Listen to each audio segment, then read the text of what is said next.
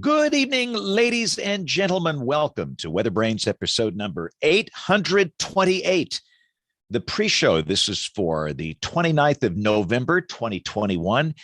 And you know what time this is? You know what time this is.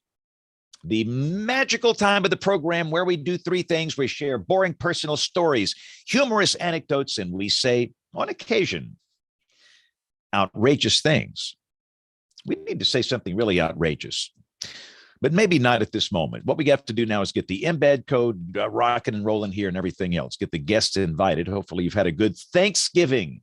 Everybody back to work today. Some folks had a long stretch of days off. And I've said this on the show before. I have worked every single Thanksgiving since 1973. That's how old I am. I was in high school working at a radio station. And I just worked every Thanksgiving, and I've worked every Thanksgiving ever since then. And most years I do it so I can get Christmas off. I am not complaining at all. I've said this before. I love coming to work every day. I can't wait to come to work every day. But again, in most years, if you work Thanksgiving, you get Christmas off, and that'll be the deal. So I will be taking a week right after Christmas this year. But let's get everybody invited here and we'll get this sucker going. I know that Jen is still out. She's a little under the weather, but I think Rick Smith is going to be back tonight. Rick has been a little under the weather, but I do believe he's back in full force this week, which is good. And hopefully Aubrey will be back. I know that she was out last week, and I think Troy is out. So we got a few of our regulars out here, but we'll see who makes it. All right, the invitations have been sent, so we are good to go. Goodness, it is so quiet weather-wise across the contiguous United States. Almost every day in November, December, you've got these tornado anniversaries down here in the southern U.S. This is the core of our late fall segment of the tornado season. And in fact, on this date, 5 years ago, we were in the midst of a 3-day outbreak with 48 tornadoes. And I want to say we had 18 of those in my state here. And I know 4 people were killed in Alabama that night. But almost every single day you find this, big severe weather anniversary. And this year it's just been so quiet in the month of November. Not that I'm complaining.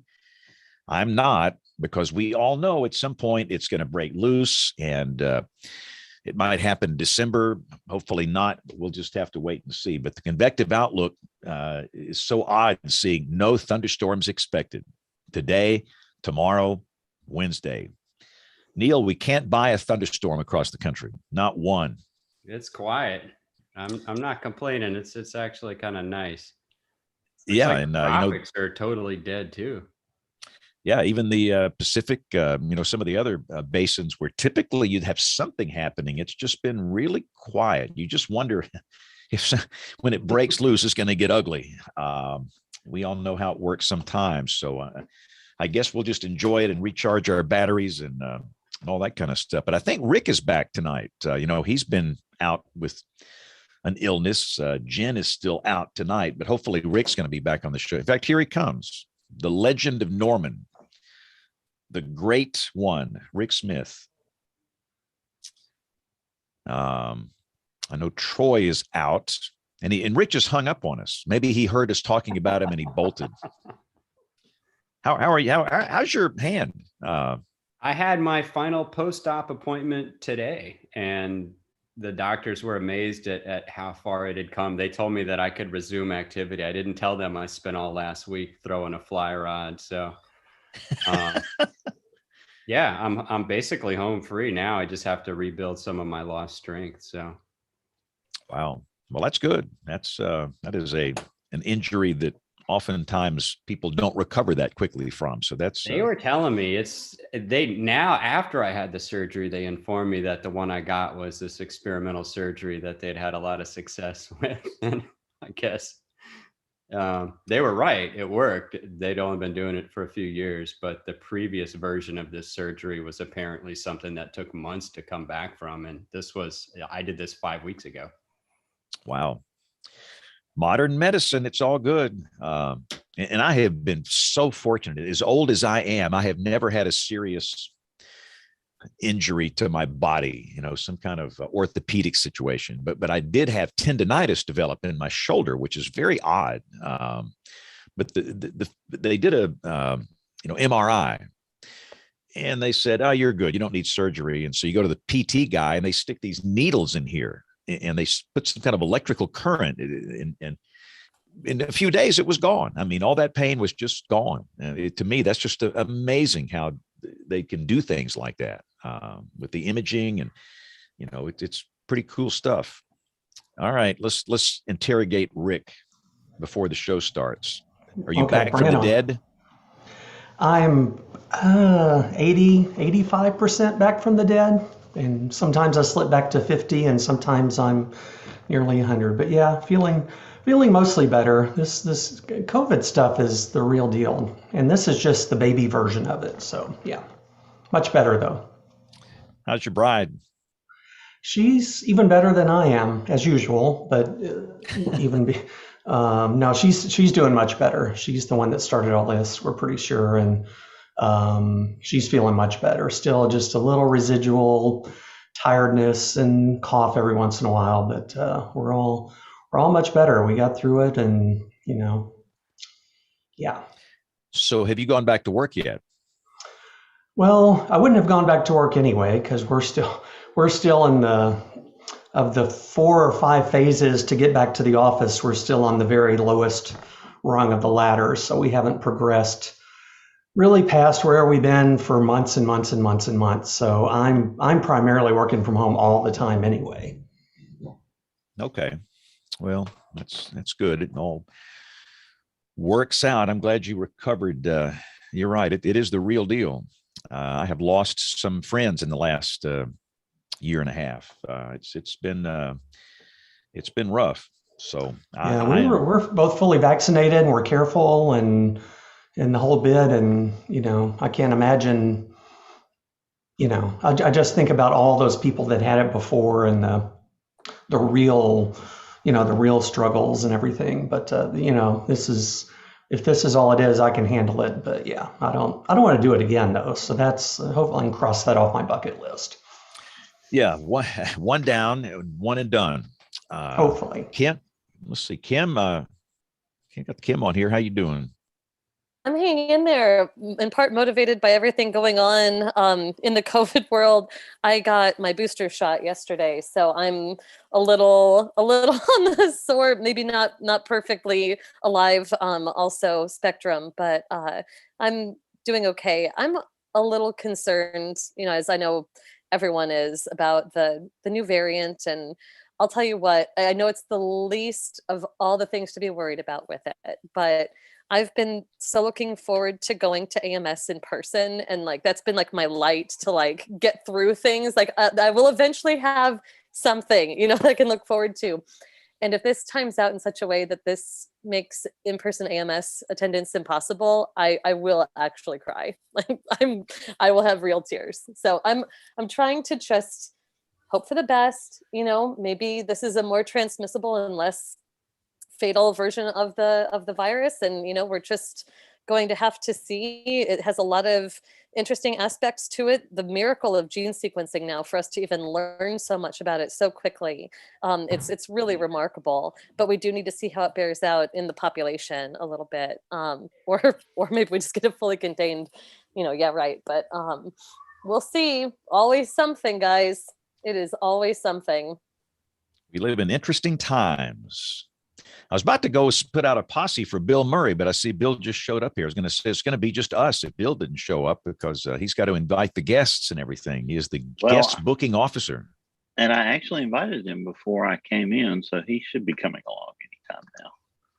I was eating a second helping of chicken rice-a-roni. Bill was on that Peloton back there with these scantily clad ladies. All right, big boy, you can pedal faster.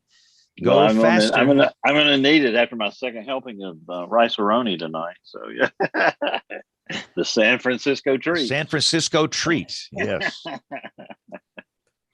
Neil, you ever had rice-a-roni? I have. Yeah, I've eaten a I lot of like bad food rice-a-roni out of boxes before. Yeah, it's some of the better options out there. I mean, ramen noodles was a staple, and then, yeah, when I was driving back from Charleston, I guess a couple days ago, I actually stopped at a gas station and got a Pop-Tart and thought about you guys.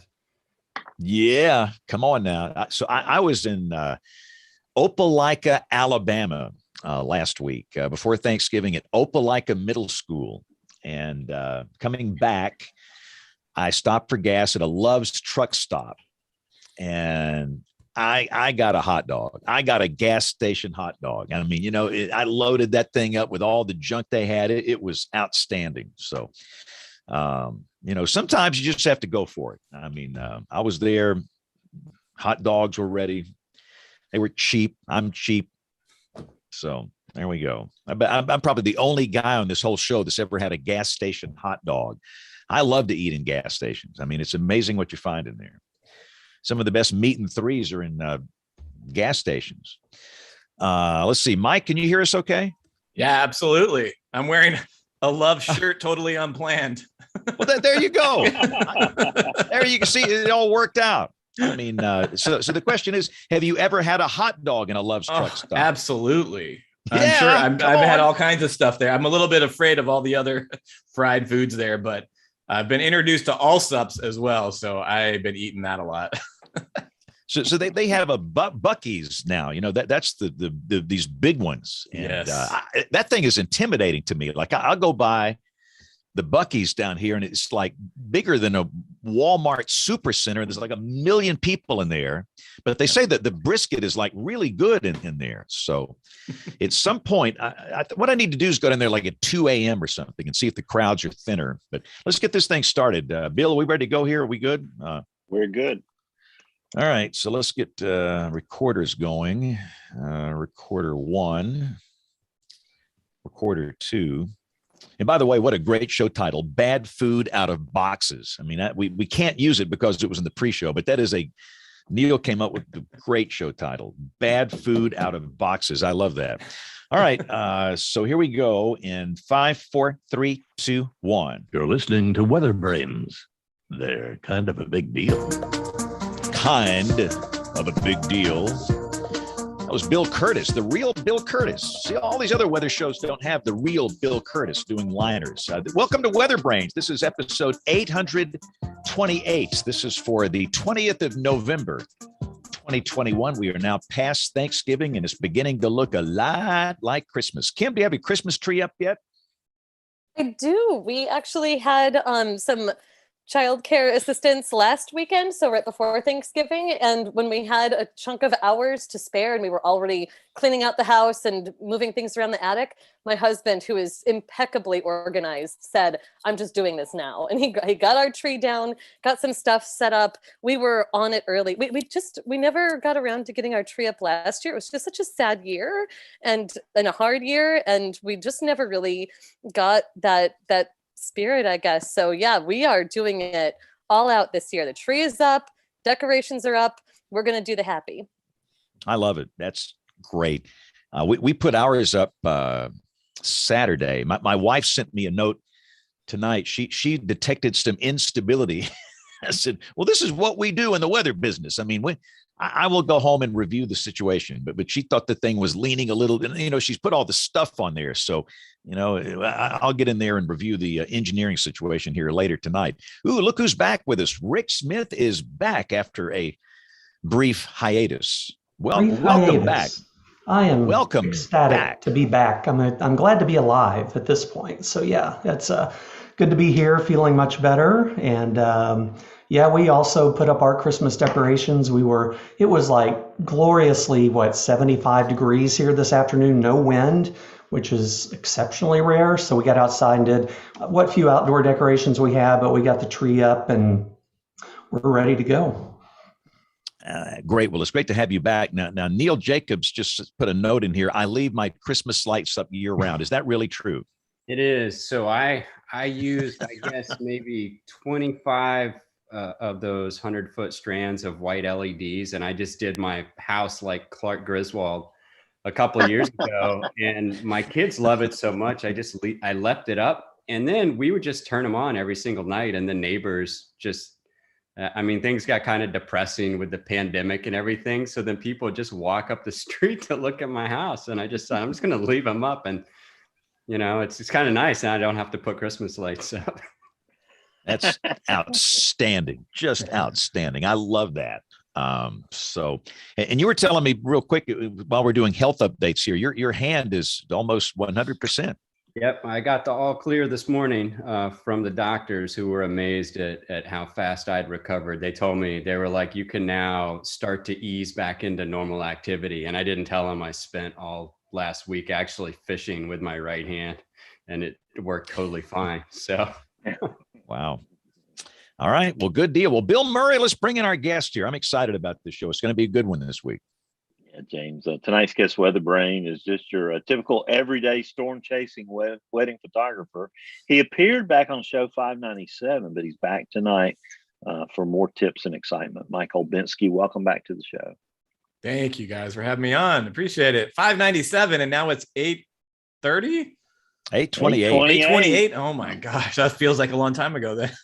Yeah, so we'll just have to have you on every 231 shows or so. There we go. That'll work perfectly, Mike. So we've all been talking about Thanksgiving. How was your Thanksgiving? I heard there was some pie involved. Yeah, I actually was pretty proud of myself because I baked 2 pumpkin pies myself with and the crust, which I was very impressed. And the pie actually tasted good. My mom complimented it, so that was the biggest praise you could possibly get. And then we had a whole pie left over, and then the dog got to it and pulled it off the counter while we were gone and ate about 7/8 of a pumpkin pie. And this dog only weighs about 44 pounds. So needless to say, I found some of it in the yard the next day, but I was pretty bummed because that pie was good. I was looking forward to it, but it was a great Thanksgiving. We had some family over, and it was real nice. So that's what the tweet about the finding the regurgitated pumpkin pie on the rocks was. Huh? Well, I mean, what kind of dog that's 40 pounds can eat almost an entire pumpkin pie and not pay for it? So I knew that was going to be a problem sometime. James, did you feed your cats any pumpkin pie over the holiday weekend? No, I've heard pumpkin pie gives cats gas, and we don't need that. So is that a thing really? I don't know. I've heard that. I don't know if it's true or not, but it's just the last thing we need around or deny. Yeah, that's right. Don't need more cat gas, that's for sure. No, and cat gas is a great show title possibility here. Write it down. Yeah, they're coming in fast and furious right now for sure. So I see you like a little fantasy football too, Mike. You got a lot of Alabama players loaded up on your fantasy football team over there. See, my sucky part is I cannot get into college, and my one of my good friends, Brett Wright, is just so depressed about Lincoln Riley, and I don't even understand everything about it. But I don't know. I probably do have some Alabama players on my team. But surely you've got Jaden Waddle or somebody on. No, I don't. I wish I had Jalen Waddle. Oh my gosh! I wish I had Jonathan Taylor on one of my teams too. My gosh! No kidding. Well, that's a good segue there because I know our Oklahoma friends have some opinions on the latest coaching move. Who's gonna? Kim's shaking her head. No, she's not touching tears with a 10-foot pole. So any commentary? I don't have opinions. I don't ever have opinions, Bill. I've never known you to have one, Kim. It's an interesting turn of events. The whole OU joining the SEC thing was always difficult. It'll be interesting to know what went on to actually make that happen. It's been very clear that Lincoln Riley did not want that. So, for his personal reasons, I understand him wanting to make a career shift here, but the way it's being done, it's just not very kind to the OU players. There were some who learned about what was going on from Twitter. His remarks to the team in person that he did assemble in person were terse. It's just a tough, weird thing. And he fled like he was fleeing, a war, a civil war that had emerged here or something on the 5 a.m. flight out this morning with all the people he was taking with him. It's just been a strange, like, scorched earth strategy. And he's only been our coach for, 5 years. So he was really capitalizing on all the stuff Bob Stoops had built over the course of 20 years. And then had a couple of recruits that he was able to bring in after a string of successes he built on the backs of other people, and is taking that all with him. All of our team essentially in tatters. So yeah, there are a lot of people who have a lot of feelings here today, and I get that. I also try to remind people, as a lifelong Purdue fan, that life does go on, and it can be a really good exercise in not always winning and not expecting and having that entitlement feeling, as Bill is shaking his head violently. I know that as an Alabama fan, you probably have different feelings about that, but I don't think that I don't think that entitlement wears well on really anybody. And I will say we won the game on Saturday and still feel like we lost. Oh man, yeah, that was a rough Saturday for a lot of people. That was a rough, and yeah, Saban didn't mince words. We've turned this into Sports Brains, but Saban had some strong feelings himself about the response to that win. That was not a loss, but people were treating it like a loss. I mean, that sense of entitlement that you get about, you're supposed to win by a huge margin every time. It's just not, it's not the way that it goes. Well, our comeuppance comes Saturday. Ladies and gentlemen, you've been listening to Football Brains. Oh, Span, I don't know if you can find it. There's a sad OU, the OU fight song. There's a sad version on YouTube that's just like this dirge that people have been passing around today. That, I mean, it's very apropos. If you can find that, then play that one in honor of us. Think of us today. The state of Oklahoma today is just having a really difficult time. Oklahoma will be back. That's my prediction. And sure. by the way, Bill, we should mention that Aubrey has joined us. So. I know. Hey, Aubrey. Hey, I apologize. I apologize for being late. I was eating and apparently had a hard time calculating Eastern to Central time tonight. I was obviously very confused. So, well, you throw that daylight saving time in there too. Already. I was just all out of whack. It's Monday, I guess. Yeah. It's the Monday after Thanksgiving. But I have been fed. That is the good thing. So, Mike, how long have you been storm chasing? How did you get started? Well, it's been about 10, 12 years now, I think. It's starting to get long enough that I forget when I started. But yeah, I think I started about, when was it? Probably 2008, 2009, just trying to take pictures of lightning around my house. And, got one, a nice bolt with a really dinky little digital camera. And then I was hooked. And so I got a better camera. And I told my wife I need a better camera, and she let me sell some stuff to make some money to get it. And from there, it's just been, starting to take pictures of whatever I could with that camera, and learn to get better with it and getting better cameras. And it's hard to believe sometimes. It's even, you mentioned being, wedding photographer at the beginning. I have couples now where they're having their like 10th anniversary coming up that I've shot their weddings, and I'm like, what? It's been that long since, so, but yeah, it's been a while. Repeat customers. That's a good thing. It's great. They all have kids, so I end up shooting Mike, them with their kids. Yeah. And I want to hear about your family in a second. That was my next question. But if you just started storm chasing and you just took up photography then at the same time, what did you do before that? I was working at CH2M Hill, this oh my gosh, I don't even know what kind of company it is, but I did I worked on HMIs, which are control systems for water treatment plants. I worked on a titanium plant wastewater plants. It was actually kind of fun. I was into web design back in the day a little bit, and so this was like almost building web pages for a water plant, and I would design the pumps and the valves and the pipes and show display of stuff, and it was kind of fun. But I always found myself doing other things when I was supposed to be working, and one of them ended up being photography.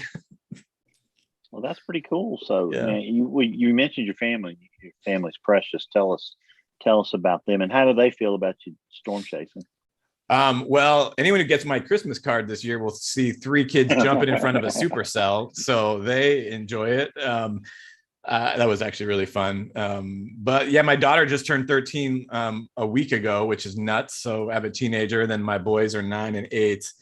And yeah, we did a nice, when I go chasing now, I store my truck, my 4Runner out in Denver at a storage unit, and then fly home, to Phoenix, just because gas prices and wear and tear on the truck and all that. So I knew I was going to drive it home at some point, at the end of spring. And so I was waiting to see if there'd be one last good setup. And then, there was, so flew the kids out with me, which they get very excited about flying, and landed in Denver and drove to Ogallala till at like 1 a.m. and got them up and chased in Nebraska the next day. And we had just great structure, beautiful storm at sunset, and got them in front of it and got a good picture. So they really enjoy it. I think they just enjoy being out, with me, or just being in the car, being on their iPads and getting junk food. And, we saw wild horses and stuff this year. And so so they had fun with that. But I don't know if anyone caught the weather bug like I have, which is probably good that they don't, because it's a little crazy.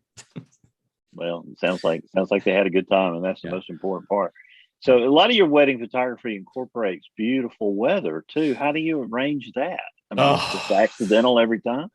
If that's pure luck. Although I do like to tell people, hey, if we get a good sunset tonight, it's probably because I'm around, because it just seems to happen. Sometimes we get even like some of the family sessions I do, I get epic sunsets. But I've had a couple good ones where we've actually had rain during the ceremony, and then ended up with a stunning rainbow, or even just, I think west of Flagstaff, right? I mean, they got married in July, which is crazy. But their ceremony was out in the middle of a pasture. So it was like an 8-minute walk from a building. And just a little monsoon thunderstorm came off the San Francisco peaks, rolled out over the ceremony area, and just started dumping as she was walking down the aisle with her parents. And one of my cameras actually stopped working from the rain, which I was very surprised by, because that doesn't usually happen. And so I was holding an umbrella and had the other camera going, and it was just like fantastic photos. I mean, they were all just in good spirits. People getting drenched, smiles, laughing. It was one of my favorites. The bride's dress at the end of the night went from white to just black mud, like in this beautiful gradient. And I loved all those photos with it. They were great photos. So and that was fantastic, so I don't mind shooting in a storm. I'll do it. So talk about your favorite places that you've been chasing, and some of your favorite chases you've been on. Oh man. Well, I can say this year, this spring produced 2 of my favorite, chases in a long time.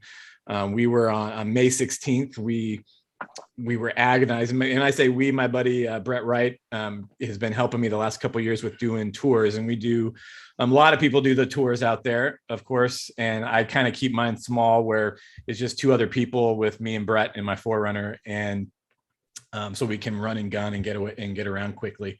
And so this year we were agonizing on that day on May 16th, do we want to go south or north? And we ended up going to the northwest towards it was close to the border of New Mexico, but this supercell went up and it just didn't move. And we pulled up on this field, we sat there, and actually Rich Thompson was there with Brandon Sullivan and a couple others, and we were like, okay, we're this is a good spot to be. And the storm just didn't move, and it kept the structure just started coming in, the striations were coming in, and then every now and then a little wall cloud was trying to form, and it would go up, and then it started looking better, and Rich Thompson goes 50-50, the tornado is going to drop. That's our chances right now in the next 5 minutes or something. And we're like, okay. And and then this thing it just was moving just so slow towards us, and then a tornado just dropped down, moved across for a minute or so. It wasn't Winnie Wood or anything. It was very thin and there was dust on the ground, but we had the entire structure of the storm, from the striations, the updraft, and the tornado all in one wide shot, and got the whole time lapse of it, of course, from it was amazing. And then the rest of the day was LP structure, city. It was just, it was just moving 10-12 miles an hour. It's the dream. And then road network was perfect. Everything about it was like the perfect, chase. So so that was great. And then the other one that we're really proud of was I think it was June 1st. We busted hard in New Mexico like everybody else that was out there. And we were just depressed, and we knew there were storms in the Panhandle, but it wasn't, we were where they should have been good and they weren't. And so we were like, hey, we'll head back to Lubbock for the night and see what, tomorrow brings. And, for me, I don't know how to quit if there's a storm nearby. And so we're on our way. And I think it was north of Andrews, and it might've been around Seminole or wherever that was, but there was a supercell going, and we're like, hey, it's within striking distance. We're at least going to go see what it looks like at sunset.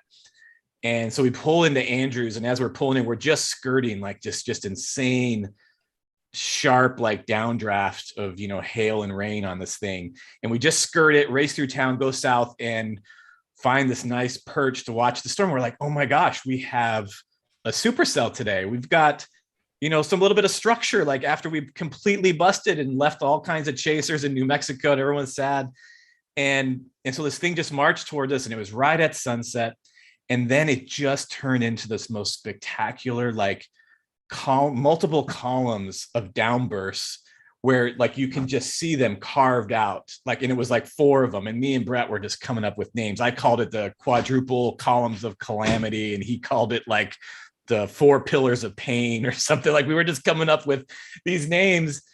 And it was at sunset. So there was like pinkish sunset colors around the edges. And we knew that if we posted these photos, people would probably think we photoshopped, the color and everything, because it was stunning. And to top it off, which made it even better, was that there was nobody else on it. Like, we were in the Texas Panhandle on June 1st, we were the only chasers on that storm.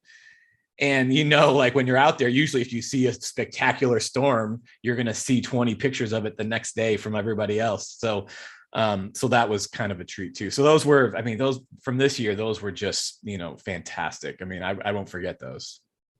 It had to be pretty cool to pull up and get live running play-by-play from the SPC, yeah, including odds of tornado formation. We'll have to see that in a product thing. I know. That's pretty cool. So, I still have yet to go out and try to do lightning photography, because I think that's just fascinating. It's the best. And so give us some tips. All of us want to be lightning photographers. Mike, how do we do it? Oh, man.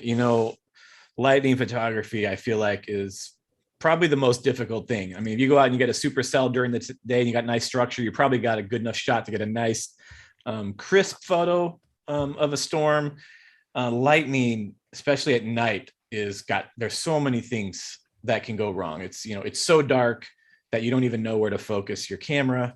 And so then your shots are out of focus, or you get up your settings and you think you're perfect. You're at F8, ISO 100, and then a bolt strikes like a quarter mile away and completely blows out your scene because you should have been at F11 or something. And sometimes lightning just does that. Sometimes it's like you got the right settings and you're good. And then sometimes even going to F11, the lightning seems to be blowing out no matter what you do. And you're just like, I don't know what it is tonight, but the lightning is just ferocious. It's so bright and intense that I'm just blowing out every shot. So it's just such a difficult, thing. So for me, a lot of my tips are to, tell people, start around, especially at night. I mean, that's when it's easier for everyone to shoot. If you want to shoot during the day, it's definitely harder, and probably buying a lightning trigger, like Lightning Trigger 4. People use the Pluto and a couple other ones. Lightning Trigger 4 is my favorite. And that will help you get them during the day and then kind of at like that blue hour sunset time when it's like maybe still kind of like half-second exposures. But at night is when it's easier for everybody, because it's really easy to just do like a long exposure. And so I always tell people F8, ISO 100, and 15, 20-second exposures at night, see what happens. If the lightning's really far away, you're going to need to let more light in. So you want to open your aperture up maybe 5-6. If it's really close and intense, your aperture might need to go up a little bit more. Further away, you might increase your ISO a little bit, stuff like that. And then learn where your lens is sharp, at kind of like infinity, just in case you've got nothing to focus on at night.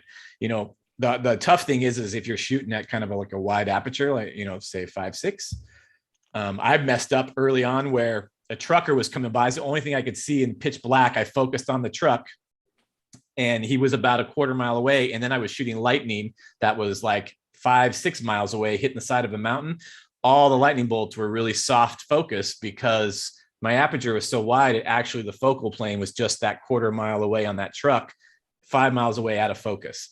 So you got to like kind of know, where's the lightning at? Where do I focus my lens? And I got a lot of my lenses memorized where I just focus on the ring, on the little like hash marks to be, you know, kind of infinity focus.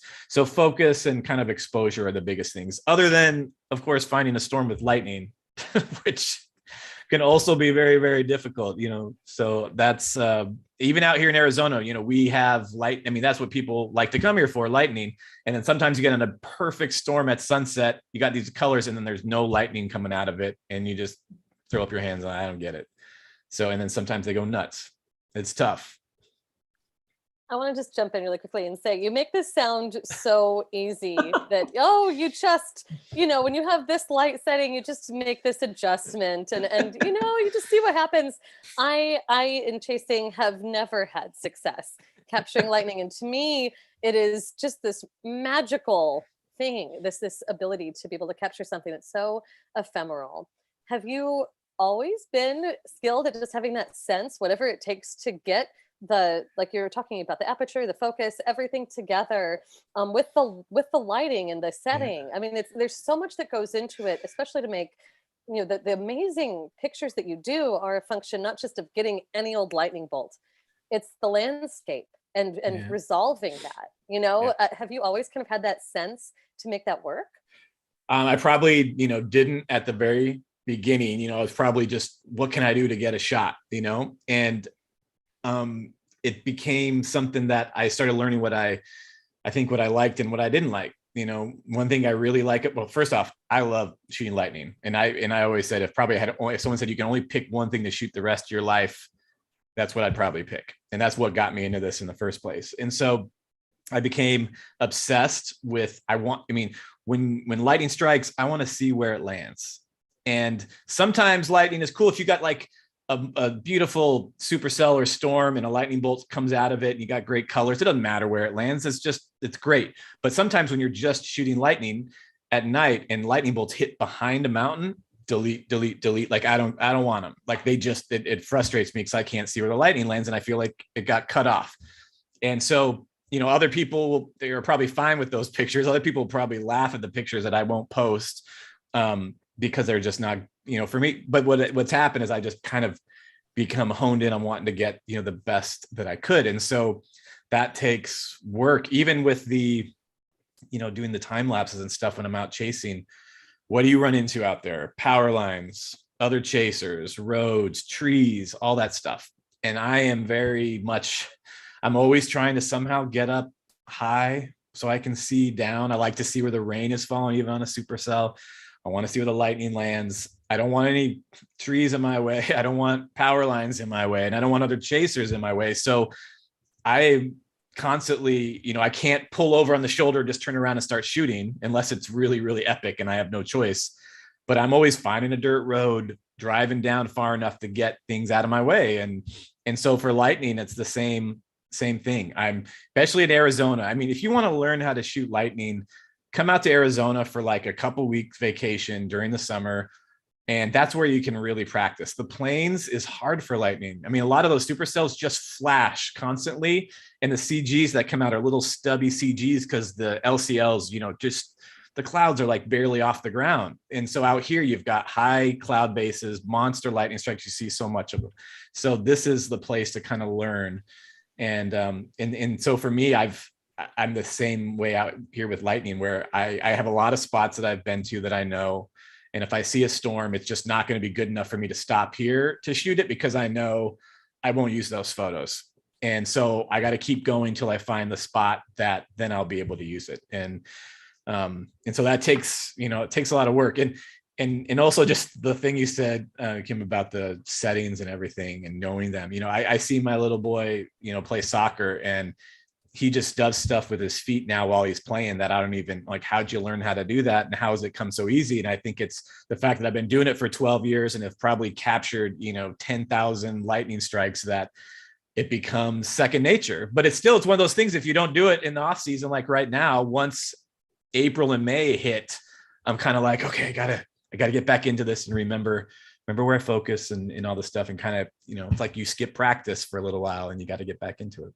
Yeah, well, really quickly, I know Aubrey has a comment to make here, but I want to really quickly follow up on the off-season comment, because with the desert Southwest, you have just a different kind of season, and you're thinking about storm chasing on the plains, and then you're thinking about the monsoon and the beautiful opportunities that offers you in the Southwest. And I don't know if you want to just comment a little bit about, did you start your photography sort of in that setting? Is that something that you then try to translate to the plain setting? Because you're right, trying to capture lightning in the desert Southwest is a completely different endeavor. And it's a crime if you don't try to capture some of the landscape alongside that. Yeah. And that's one of my things that I have a hard time with. I like to be perched up high and shoot lightning. And a lot of times actually get sunken into the desert with the cactus and stuff, and letting the lightning strike in the distance is also just as spectacular. And I got to sometimes make myself do that. But yeah, I mean, I was born and raised here. Anyone who's from here and, loves, living in Phoenix and Arizona, the storms are like our relief, to 110 degree, temperatures in the summer. And so you learn to really just like love when storms roll in. Boom, a big downburst comes through at the end of the day, and it goes from like 108 to 75 like that, and it's great lightning and all the stuff, and it cools off and it smells great, and the kids are running in the gutters, and it's just, we learn to love it. And so that's where I kind of got obsessed with just loving weather. And yeah, so I started shooting lightning here, and then I was watching Storm Chasers on Discovery, and I, just was like, man, those storms out there, those are the real deal. Out here, it's cool though, because once I started going out there and chasing, of course, I mean, when you see some of those storms out there, they literally look otherworldly, motherships and these tornadoes and the colors and all this stuff. And some people don't believe that they're real. Some people, of course, say they're man-made, and we don't have to get into all that. But then you shoot in Arizona with, the desert, the colors, the monsoon sunsets, the mountains. It's just as spectacular. Sometimes, I have some really great shots from the plains this year, but one of my, lightning shots I got at the Grand Canyon this year came off the North Rim and then went down the side and then struck on the side of the Grand Canyon, which totally throws out that theory about it always strikes the highest point. This thing went down the edge, like it was just exploring the edge, and then decided to, and it's just as amazing here with that kind of thing in the landscapes we had as it is out there. So I'm obsessed with both of them. I love the fact that I can kind of start chasing around, mid-April and go hard till the end of June. And then boom, the monsoon kicks in around July 1st. And so drive home, and then I chase for the next 3 months out here. And then right around, early part of October, I am tired. I mean, the Forerunner started, I had to get a new Forerunner last year. I put about 42,000 miles of chasing on it since I bought it. So it's already got 45,000 miles on it in a year, and I'm tired. And so turns into wedding and family photography season and Netflix and playing Call of Duty all the time. And so I like to really do something different this time of year. If I chased all year round, I think I'd probably get really exhausted and burned out. And so it's nice to have a change of pace and just be at home a little more too. Well, thanks, Mike. And I think we're all agreeing that we need a WeatherBrains retreat to Arizona. Mm-hmm. Yes. Because you're talking about the camera and the camera settings. I bought a bridge camera. I've been trying to go out chasing for the last 2 years, and because of COVID, that hasn't happened. So next year, I'm hoping that's my year, but I got a bridge camera because I still don't understand the DSLR stuff. I've been trying to learn it. I've been trying to make a cheat sheet, and everyone I send it to for approval kind of basically throws it out the window. So, is it even possible to get lightning on a bridge camera? That's the bridge between the DSLR and the automatic, basically, because it was to the point where I thought I would have some great lightning, and I almost threw my camera because I was getting so frustrated. I don't think I know what a bridge camera is. Yours is too fancy. I'm looking up on Wikipedia to ask or to look at it real quick, because I'm like, what is that? I thought it was a brand. It's basically for idiots like me who can't work a DSLR camera, because it has some of those manual functions in case I want to use them. Yeah. but it's more so kind of like a digital camera. So it's a little bit of both, but it has limits. So like my aperture, I think only goes up to 7 or 8. Okay. My exposure only goes to 15 or 20, depending on the other settings. Yeah. And it's just been so.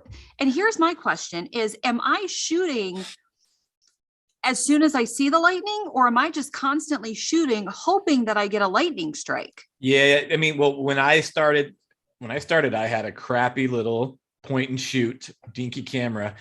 And what I found out it could do is if I held the button down, it would go click, click, click, click, click, and do like 100 shots in like a burst. And I could get off 100 shots before it kind of hit a buffer, and I would have to wait a few seconds to start it up again. And that's how I caught like my first great lightning strike that really hooked me. I mean, it was monster. It came across the whole screen. But at the same time, I was like, I'm so lucky that I even caught that, because it was click, click, click. And it was just lucky that it clicked at the right time. And so that is tough. You can't, I think it's very hard to wait till you see it and take a picture to get it. You're better off hoping it's an active storm and then constantly just taking it. And then that camera, I would look at it to see what's the slowest shutter speed that you can do, at f8 or f5.6 or whatever it lets you do. Slowest shutter speed. That's the bigger number, right? It would be like the lower number. So like 1 second, 2 second, 3 second is however long that you can keep the shutter open on that is going to increase your chances. If a lot of people, it's funny because it's just obvious to me, of course, after doing it this long, like, well, this is how you do it. But a lot of people are like, so how do you get the timing right? You just click really fast and you have to do all this stuff. And I'm like, it's actually more like slower, slow down, do a longer exposure where you just, I don't know what that camera can do, but if it can like click and do like a 3 second, 5 second exposure and then take another picture, that's going to be way better than trying to just click, click, click, take it fast. So because see what it can do. On my phone, the Google Pixel used to have this burst mode, and that's how I've actually captured some cool lightning strikes. But I did find this app. You need to try it sometime just for your professional thing. So the idiots like us can maybe figure out how this thing is. It's called Lightning Camera Fast Burst. Okay. And I actually used it this summer. We've had a dud of a summer here in Virginia for thunderstorms, unless they all just happened to hit while I was actually at work. But I did actually capture a couple lightning strikes. And the thing with this app is you hold it up, and as soon as you see the lightning strike, you click on it. So it's storing your photos. And so then it gives you like 120 photos, and then you can select right there what photo you think is the best. Otherwise, when you continue, it'll just erase all those photos and you can start again. It's kind of cool. No, that's cool. And I think I had a lightning bug, or not lightning bug. I had a lightning capture or lightning cam, I think is what it was called before, an app like that. And basically it's doing that where it's actually almost shooting video at like a 24 frames a second. And then it would actually pick out the ones that had the lightning and kind of save them away. So I think that's probably the same thing. I do another thing that you can also do. I don't know that it would, if that's taking like photos, then that's probably better, but you can also go to like slow-mo on your phone. Oh yeah. And hold that up to a storm. And then if you get a nice lightning strike, and then you could actually pause your video to see where that lightning is and then do like a screen capture or something. But those are kind of fun to post because you got your phone and it's slow-mo. And sometimes you get, I mean, I've got one with my phone that flashed like 8 times and it was just 124 frame a second, iPhone video. And it was awesome. So that's just another thing that you can do if you don't, want to spend the money on a, DSLR expensive camera, just have fun like that. I've got one more question before we send it over to Dr. Neil Jacobs. But do you find yourself outside of the car set up with your tripod a lot more than maybe inside of the car with a little window attachment? Or Oh yeah. Okay. I barely shoot inside the car unless I'm very, very scared and I'm like, I want to get something. Like if there's lightning landing around me and I really have nowhere else to go, then then I'm going to definitely put the camera on the dash and try to take some pictures out the window. I've actually gotten a nice one a couple summers ago out here, just driving towards a storm and it was dropping bolts, but I knew I couldn't stop because I needed to keep going. So I put it on the dash with my lightning trigger on there. And I actually got a neat shot where like the road was kind of blurred and the car in front of me was a little blurred because we're moving, but the lightning bolt in the distance was steady and there was some sunset colors and reflected off the hood of my truck or whatever. And So once again, you get lucky with an amazing photo. I don't know if it's amazing, but you got to try, you got to do stuff like that. But I definitely am mostly, out of the car unless it starts raining, or the lightning's very close, then I might hide inside. I have found myself wanting to be closer and closer, not like not more than maybe in the past, but some of those bolts that happen really close are just so spectacular. And but I'm definitely trying to be safe. If they're close, I'm going to be huddled up in the back of my truck or with the doors closed or whatever. But you need to do that. You don't want to be out there, but I like to be close. So you got to get out to set up, and then you got to hide. So it's tough. All right, real quick before we send it to Dr. Jacobs, what is this lightning trigger? Does it like lightning triggers the camera, or do you? It's there's a bunch of them. The Lightning Trigger 4, which is I think lightningtrigger.com or lightning-trigger.com. It is a device that sits on top of your camera, like on your hot shoe, and plugs into your cable release, like your shutter release. And it, I don't know the exact technology. I think it looks.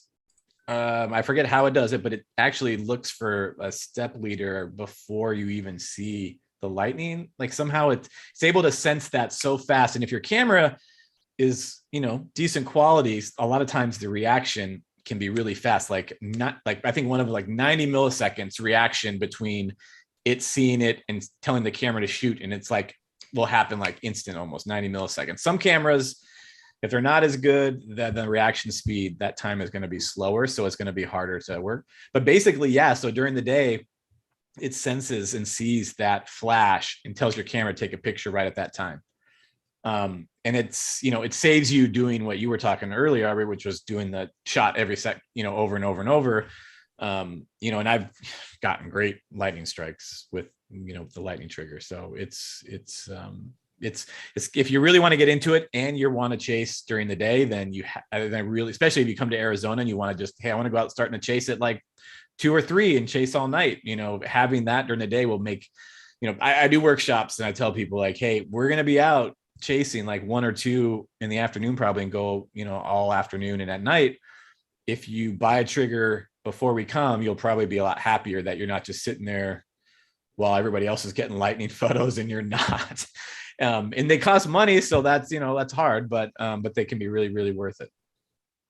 I was going to ask about that technology because I remember seeing something a while ago, maybe before lightning photography was the thing, where you could use an off-camera flash and there would be a receiver that was like a shutter trigger on your camera. And I'd wondered if it's the same technology. Well, I think you can, on some of them, you can actually use a flash to trigger it, just to like test it out to make sure it's working. So it is something off of that. But somehow, I mean, I don't know. It's funny because it sees that stuff during the day that sometimes you barely see. Like it sees flashes it'll take pictures of in cloud flashes that you may barely see during the day, but it sees them.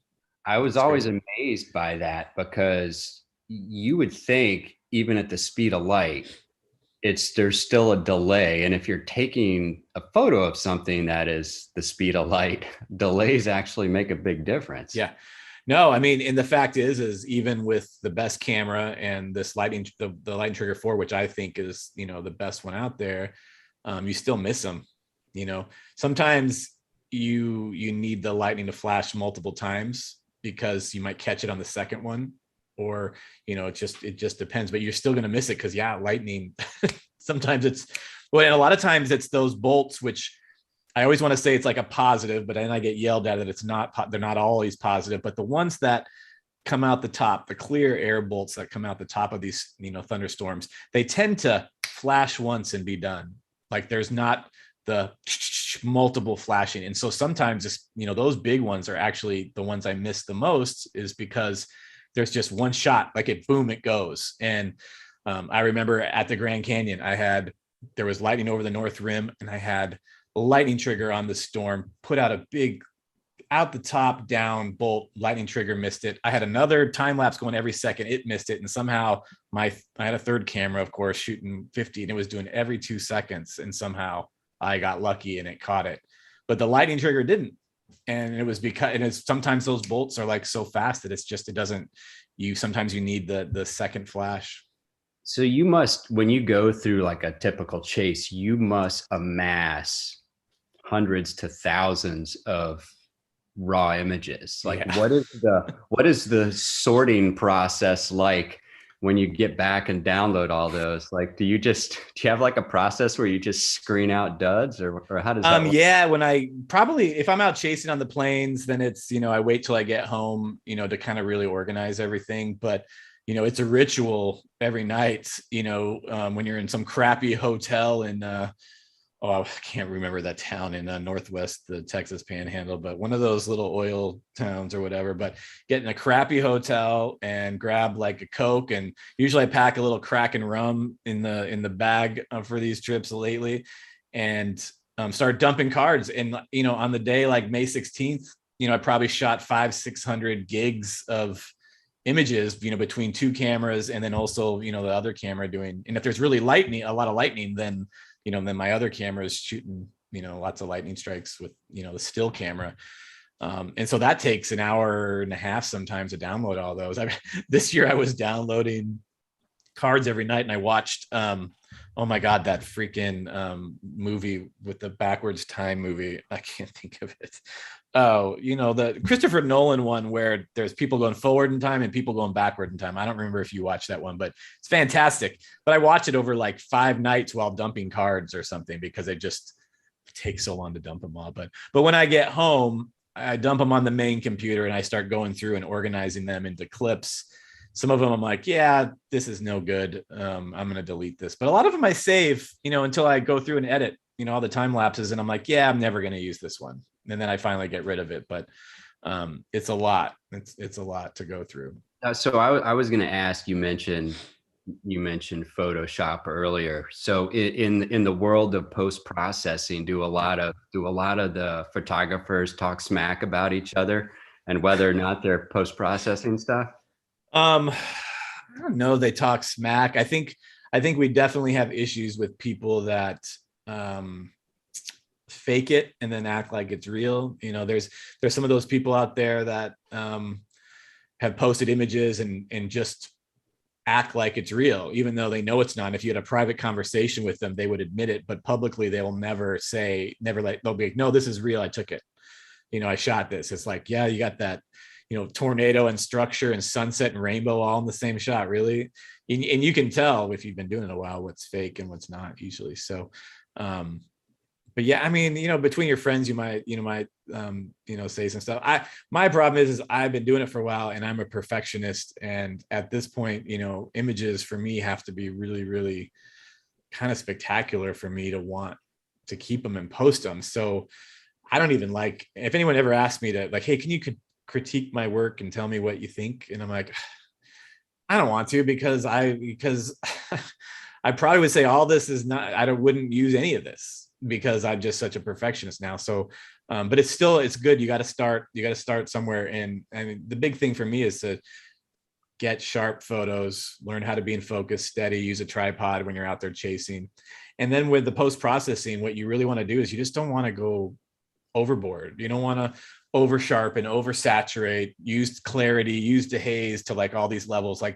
Do it really subtle, learn how to, you need color. I do think a lot of people probably are afraid to have color in their images because no one wants to use saturation, but there's other ways like vibrance and ways to do that. But I think they definitely can be over edited and probably changed from what actually was.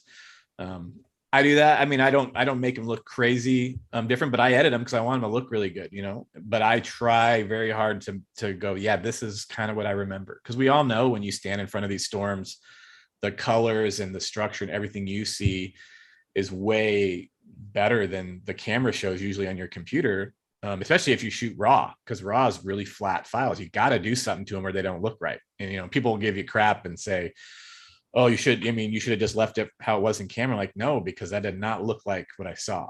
So you got to do something to it. And I like to push it a little bit, but I try not to go too crazy.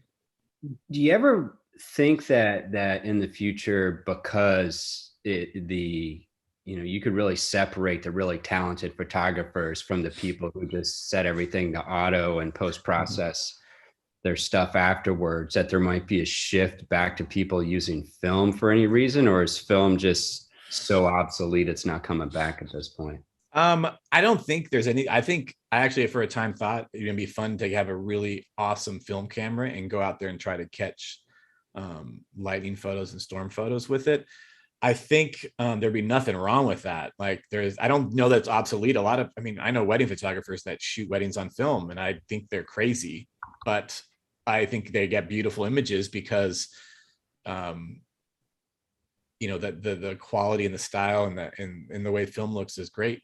I'm terrified of the fact that if I mailed off, 20 rolls of film from a wedding to get processed, they would get lost somewhere and I'd be done, so that stuff terrifies me. So shooting, storm chasing with that, you have to be really selective of what you're shooting. Unless you come with, hundreds of rolls of film and just go nuts, so I don't know. I think no matter what you do in life, whether there's easy ways to do it, everyone will, like to say, well, everyone's got a phone and my phone shoots 4K and my phone is great video now. I'm doing all these vlogs with my iPhone because the video is great. I don't need anything else. But it's still, you're still gonna miss something, even if your phone has got great megapixels and great video. I think the people who do things well, you're just gonna know, because they're gonna be a lot of, storms. It's not necessarily just like, hey, I got a good picture of a storm. It's were you positioned right? Did you know where the colors were, the structure? Did you get the lightning? Did you get, there's a lot that goes into it, I think, to separate just everybody, because cameras are so easy and phones are so, great now that anyone can say that. And that's the big thing people like to say, like everyone's got a phone now, everyone can take a picture. And so anyone who does it as a profession is going to be obsolete because everyone can do it. I'm like, that's easy to say, but there's tennis rackets. Everyone can get a tennis racket, but doesn't mean everyone's going to be a pro tennis player just because we have access to all the same equipment. There is still a little bit of art and skill and passion to it. And a lot of people will, want to get into storm chasing and then don't get the images that they see other people getting, and then they give up, and they don't realize that to get those images required me to drive, 40,000 miles in 6 months to get that stuff. So it's just not as easy as I think people think. I'm glad that you brought up the skill and the heart and passion part of this, because that's one of my favorite parts of your work, is that it really shows. And it's a really interesting blend between the work that you do for wedding photography and the stuff you do in storm chasing photography. You bring a lot of sentiment and emotion to it. And part of what you do, which hasn't been discussed thus far, is that you're not just talking about still images. You're doing a lot of, these small video clips that you also, in the final post-processing, set to music. And I'm wondering if you can comment a little bit about that process, because something that is such an important part of the experience when you're in place and experiencing that weather is the sounds and the feelings. Yeah. And it's something that visual media can only go so far to do. And I've always enjoyed the compilations that you put forward, because the music that you use, it kind of brings in these little aspects of this kinds of sounds, but into a musical composition. It sort of weaves something like, kind of a tornado siren sound, but into music. And can you just talk a little bit about that, the blending of these various kinds of media into the final art product you create? I appreciate you bringing that up, because the music is so key. I actually got humiliated at a film festival because one of my films got into it, and I was in front of a crowd of 70 people watching it in Sedona at a movie theater, and they're like, "Who did the music?"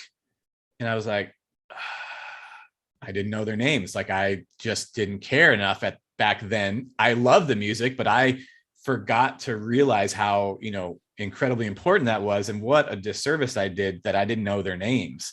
And I don't remember if it's in the credits of it or what, but either way, that changed, the way my whole feelings about it. I love the music to begin with, but now it's like that's a really important part of the stuff. And I'm bad with names anyway, but it can't be excuse for that.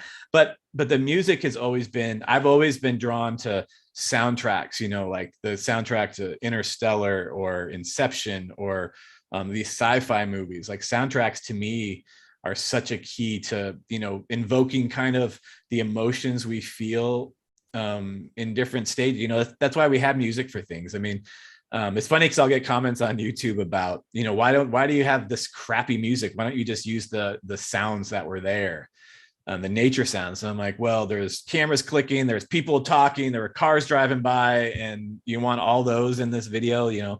That's not actually what it was, but I really do feel like music brings out emotion, in everything that we watch and stuff. And so for me, I've always, the music is always kind of a really hard part. And I've ended up some of my last couple of films that I get it custom done by this guy because I can't find a song that works anymore. It's got to really fit like everything I want. And so that balance to me, I'm proud of that because I feel like somehow I've gotten decent at it, good at it. I would watch a lot of time-lapse films back in the day, and people would just grab a song and they would just slap a bunch of landscape, Milky Way shots to it with no rhyme or reason.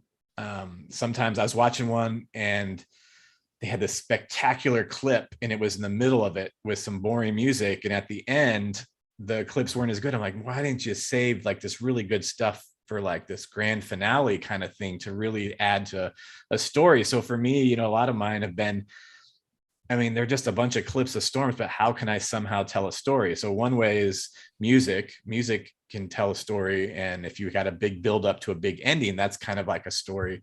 And then storms for me, there's a run of the mill downbursts and clouds building, but then there's spectacular, dust storms and sunsets and all that stuff. So I try to match all that up. And it's something that I really, really love to do. If I find a song that really moves me, I just, cannot wait to sit down and start editing to it. And I don't finish until I've, watched these films, a couple hundred times and go does this clip fit with this?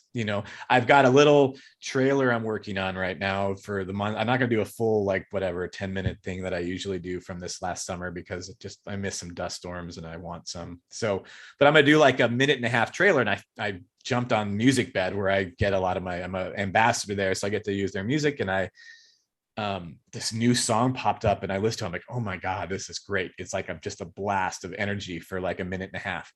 And there's parts of the song where it's like this big burst and then it goes, I don't know how to describe it, but that sounded horrible. But when I play like a downburst to it and the rain's coming down, it fits. It's like, it sounds like something falling. And I'm like, this fits perfectly. And there's other parts of it where there's a lot of dinks. So I throw in like just blitzkrieg of lightning strikes. And I'm like, that matches. And so it's all, it's just more than just, finding good music and throwing clips out there.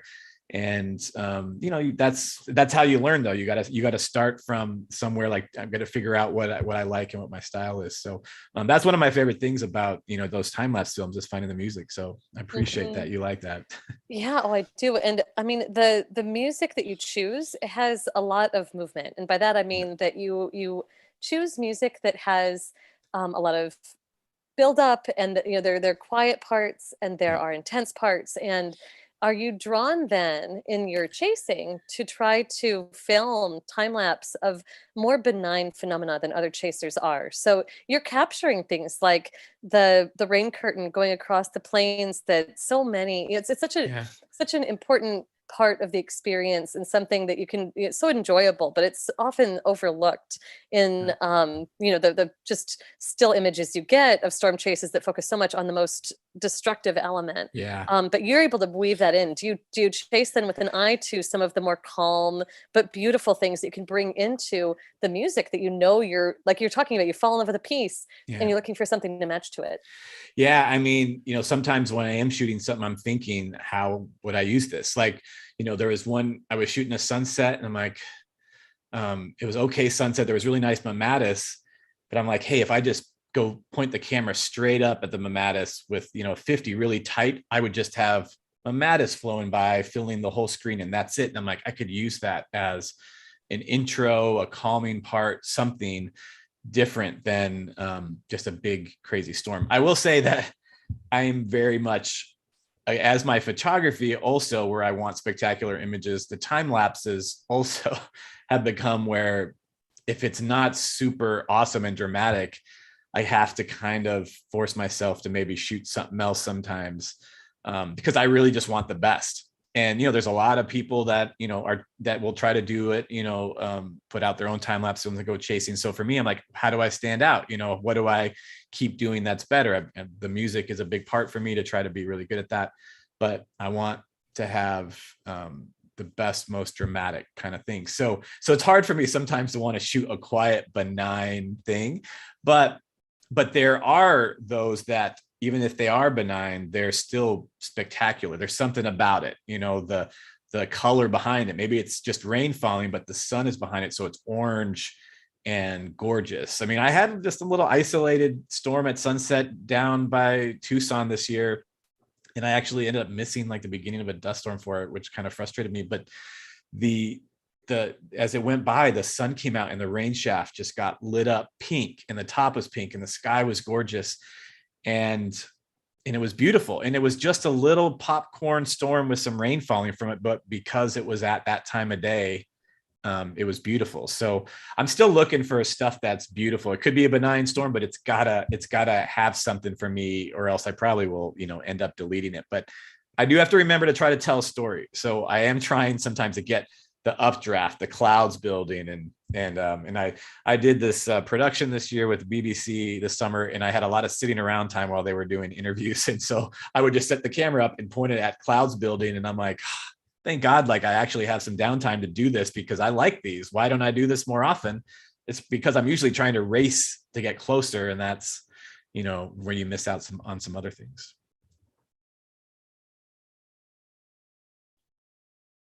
And I muted myself. Sorry about that. That's all right. Trying to be thoughtful there. I love your enthusiasm and joy in what you're doing, Mike. It's truly amazing. It's very contagious. Kim had mentioned, building a soundtrack before she goes on chasecations. Any favorite songs that you like to start off a chase day with, or is that just too pat? Well, I like soundtracks a lot. I have like a crazy, playlist with a bunch of my favorite kind of fast-paced, but also majestic songs. There's a song, I think it's called Mountain, from the Interstellar soundtrack. And I think it's when they're on the planet where the waves go up like a mile and rushing towards them. And the music is it's calm. And then it goes like huge. And I'm always like, whenever I play it, I'm thinking of like driving over a hill. And then as I come over, there's like the Booker supercell in the distance, and that music, boom, goes off. And it's like a soundtrack to while I'm chasing. So sometimes I do that. But I mean, honestly, I listen to a lot of freaking podcasts when I'm driving, because it's so far. I gotta stay interested in something. So I've been doing that. But when I'm chasing and it's by myself, I try to crank up the soundtracks, and that's kind of fun. Yeah, it sounds too pat based on what you said, Mike. But I would probably have Riders on the Storm with Jim Morrison. I don't know, Kim. What's in your chasecation? Free bird, free bird, free bird. I do like the Immigrant song. Immigrant song is, if I'm ever like really pumped on a chase, I'll find that and hit it. And we're chasing down something. The Immigrant song is good. I have so many notes from this night. It's crazy.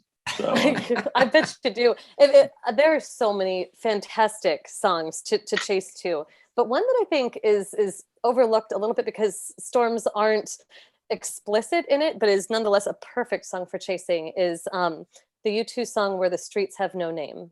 Yeah. It is incredible for those moments, especially when you're, like, imagine you're on the high plains driving toward one of these great, sunset scenes that Mike described, where you have just sort of this downburst or rain shaft, or sort of the end of the day. Yeah. You're not out there for a tornado, but you're nonetheless experiencing nature in the middle of nowhere, and it's beautiful, and there's something about that that puts you just right in the right space. And when you listen to it with an ear to storm chasing, you can imagine that they wrote it for us. It's pretty No, great. that's great. I'm gonna have to try that. I mean, that's what's cool is like I feel like, you know, the films I do, I put the music to it that has that emotion. And a lot of times chasing, especially if I'm just by myself, I love to chase by myself. I love the people that want to come with me, the tours and all that stuff. But when I get a moment to chase on my own, and I feel like I'm on like a beautiful storm and no one else is around, and I have like a song or a soundtrack playing in the truck and it fits what it's so moving, it's so peaceful, and it adds, like, you're watching like a storm and you feel like almost emotional about something that you're watching because it's just beautiful. And having that music is like this, you know, real life, you know, soundtrack or something to add to what, you know, this beautiful movie you're watching in front of you. It's just awesome. It's interesting to me that sorry, Bill, you were prompting me to tell a quick story in the sidebar chat. It's interesting to me that you talked about how, you know, you chase a lot. Eventually you need to listen to things like podcasts. You know, you do have a lot of time out there. Yeah. I'm a sucker for the music stuff. So and also just kind of listening to the local radio, but I really enjoy bringing that to the landscape, that marriage of the music and the scene. And when I was in DC, I think one of the hardest parts to me about living there was that you're so divorced from the sky. Everything around you is just so much about what's on the ground. And there was though this bar in Chinatown named RFD, and it was something lame like Regional Food and Drink or something was its real name. But the first time I got out of the metro in Chinatown and saw that, I freaked out, and I was like, well, this is going to be I live now. And it was kind of you know, it wasn't like the most fabulous bar, but it was definitely my scene. And they had a jukebox there that was loaded with all of my songs for, you know, chasecations. And I would line up about, you know, 10, 15 songs that had weather theme to it. And the other patrons, you know, would kind of be like, why is someone playing Thunder Roll, you know, again here? But it's you just kind of make the feel and bring that vibe back wherever you are. And that's the great thing about the marriage of music. It sounds like, though, Neil has a great set of questions about your wedding photography. Well, you know, we've been talking about how to bring emotion and things into essentially forecasting storms, or, you know, not necessarily inanimate objects, but what is it like to go from forecasting storms to trying to bring out the emotion in a wedding when you're dealing with personalities and people, and have you ever had any like really bizarre experiences when you're kind of caught in the middle of situations in wedding where you're dealing with people that either is really rewarding or maybe it makes you want to run back to just photograph storms? Well, yeah, I mean, you know, the nice thing at least is that when it's time for that out here, I'm very lucky that the wedding season out here is generally when there's not any storms. So although in the spring I do cut off, I don't shoot weddings in May and June, and people always want weddings in May out here. And so I just don't do them anymore. So I do have a cutoff. But, you know, I always tell, you know, my wife, I'm like, if I wasn't doing all these family sessions and weddings right now, I probably wouldn't be doing anything else. You know, I've got 3 kids. And I've been married 23 years. I don't want to be gone all the time. I love chasing. And I do find that I feel like I can actually be insecure about that, because I feel like I think other chasers probably judge me because I'm not chasing year round and I'm not chasing hurricanes and not doing all this stuff. But I really know what I love, and I do it really well for about 5 or 6 months, and then I take a break. And so going from the storms to the weddings, it's actually, I'm actually now building in some space in between some of that, where I get, you know, a week or so at home, fall break for the kids, don't do anything. And then I go into that, and I really enjoy it. You know, I had a wedding once. It's actually funny because it's related to weather. It was New Year's Eve, northeast of Phoenix, not that far. It was stinking cold, and there was snow flurries in downtown Phoenix. And where I was up a little bit higher elevation, it was snowing during this wedding. I go outside and there's flakes coming down. New Year's Eve, unbelievable. And this couple, it had been kind of weird all day. And the couple, they were DJs, and they had paid for a great DJ, one of the best DJs in town. But then they decided that they were going to DJ their own wedding for like an hour and a half. And during the reception, and I go in and I go, look, I just took this photo with this flash lit back up. I can put you guys in the middle of it. It's going to light up all the snow around you. It's New Year's Eve in Arizona, in Phoenix, and it's snowing. And she's like, I don't know what to do. Jay's got a DJ. And I was like, I just walked away to Jeff. I'm like, I'm so freaking done. I am so done. Like, I am trying everything I could to get you this memorable photo, but you got a DJ. So I was like, but it might've been more of, me going, hey, it never snows here. This is weather. Why aren't we out there doing something with this? But I don't know, man. I there's times at receptions when I'm sitting around doing open dancing for an hour and a half, 2 hours. And I'm like, I don't know why I do this. It's so like draining all day to shoot 10 hours and then be here. But I love like the couples and the clients and then a lot of these people, like today, I just came from a photo shoot with this couple, and they have a 16-month-old little boy, and I did their wedding 3 years ago and their engagement photos. And I do that with so many people where I shot their engagement photos, shot their weddings, and then now they got like 4 kids, and I do their photos every year. And I love kids, and I think I have a good rapport with just people in general. So I know a lot of landscape photographers and chasers will be like, I love storms. I don't know how you deal with people. Like, I don't even want to, that's why I chase storms. So I don't have to deal with people. And I'm like, I totally like get that. But I like people, and weddings you can get really cool pictures. And sometimes I look at my Instagram for my wedding account, and I'm like, man, like these are pretty, like I used to be pretty good about being critical about my own work, going, I'm not there yet. I'm not good enough. And now I'm like, man, like there's just so much fun, life and laughter and joy in all these photos of kids and families and weddings. And I love it. I'm trying to make myself, especially this year, I've like, hey, I wouldn't be doing anything else right now. I need, to earn money, and this is fun. And I've just been trying to really enjoy it again after doing, 200 plus weddings. It's enjoyable. So speaking of spending time with family and kids and also time-lapse photography, let me preface this by saying my older son asked Santa Claus for a Lego Millennium Falcon. Ooh. Tell me a little bit about your time-lapse that's the big Lego one. building experiences with your kids.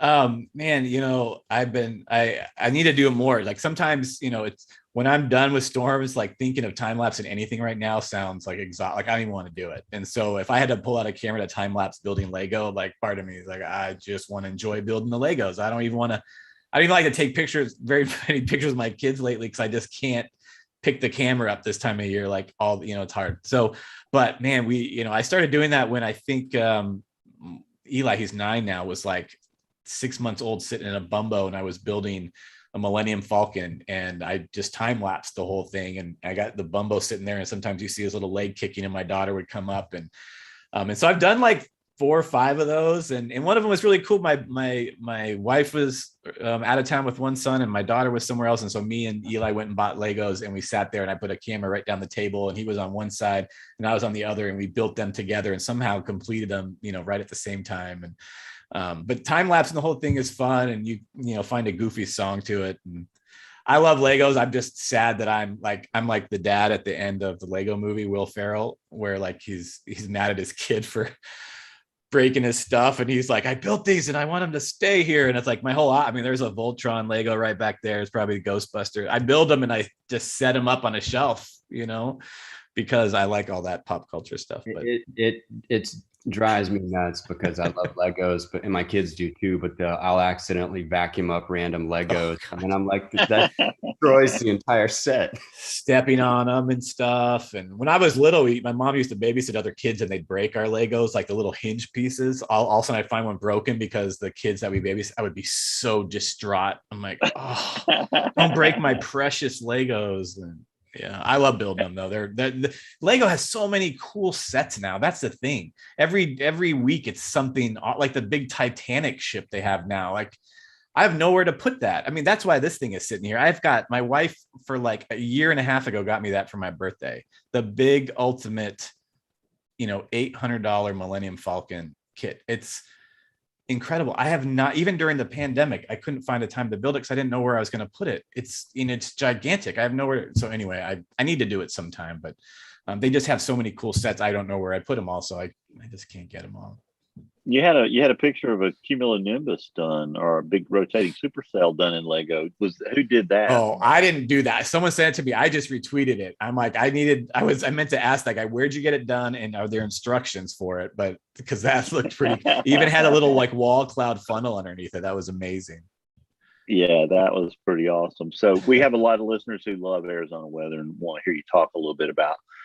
Start with the monsoon. First, you won an Emmy.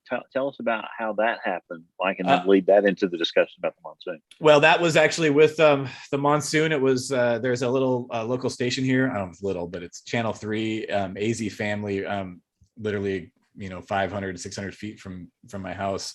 And I became friends with Royal Norman there, who's a legend, and April Warnicki and the weather people there. And they do a monsoon special every summer before the storms come to talk about the storms and the dangers and awareness and all that. So one of the years, it was like 5 years ago now, Royal was like, I want to use all your time-lapse footage. I want our special to be better than everyone else's. And so paid me for the footage and gave me a photographer credit. He's like, I'm going to use so much. He's like, I'm going to give you photographer credit. If we get nominated for an Emmy or anything, you'll be part of it. And so sure enough, we got nominated, got dressed up, bought the only suit I've ever worn. I think I only wore it once, and went to the Emmys. And then amazingly enough, when it got to our category, Jim Cantori was the one up there on a video recording, like announcing who won. And so he announced us. I'm like, I can't believe that we win one. And Jim Cantori was the one announcing it. It was incredible. So anyway, yeah, so that was it. I mean, I felt a little bit, I lucked into it, but every time I say that, Royal's like, hey, we wouldn't have won it if your footage wasn't there to make it better. And so I'm like, all right, but yeah, that's how I won it. And some other accolades that have come along the way. Pearl Jam used some of your footage, right? yeah, they went. I mean, I have a lot of my stock footage. I license it myself, and then a company called filmsupply.com licensed it. And so Pearl Jam was going through their stuff and used like clips of all kinds of stuff, but they used a lot of mine. And then not only did they use it for their main video, but then they used it for a little teaser on their Facebook page where they were just on stage and my lightning time lapses were flashing behind them for like a short 30-second teaser or something. Like, oh my God, that's just, it's amazing. But I mean, like, I've had Metallica licensed it for a concert in Europe where they had it in the background of the whatever the song is. It's thunder or lightning or something, someone knows it. But I bet it's probably on Kim's RFD playlist. She knows it. She's got it. But they licensed that for the background. I think Blake Shelton had like a second and a half of my footage and one of it in his God's Country video. And sometimes it's I don't know. I try to stay really, really humble about the stuff because I feel like it can all just go away. And a lot of that stuff, I like the downburst photo I was just telling you guys about, earlier from Andrews. Al Gore licensed that for his climate change stuff and for like a TED talk that he just gave in somewhere in Europe. And so they licensed it for like behind him on stage. I still have yet to see it because it wasn't online or anything. But a lot of that stuff happens, and part of me inside is like giddy, like a little kid, like I can't believe this. I just want to scream about it. And part of me is like, this, has been happening for a while now. And it's kind of just part of what I do now, but it's still like, that's just, no matter what, it's just incredible and mind blowing to me. So I'm very, very blessed that for all that stuff. And you should absolutely 100% be proud of it. That is absolutely amazing. That's cool stuff.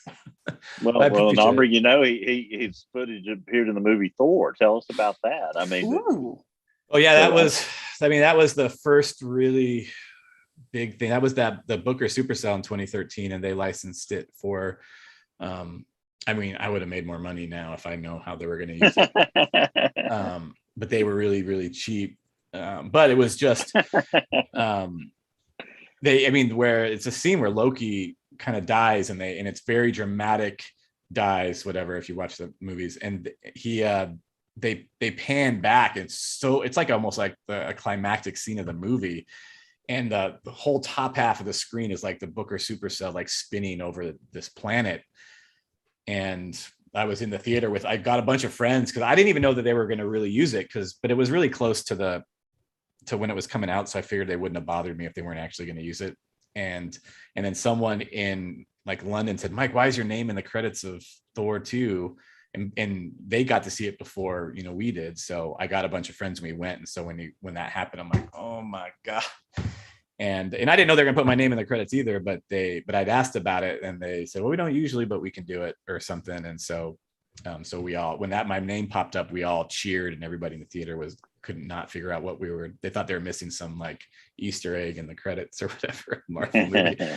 but yeah, that was just ridiculous. So I wish it would have been Endgame, but it's okay.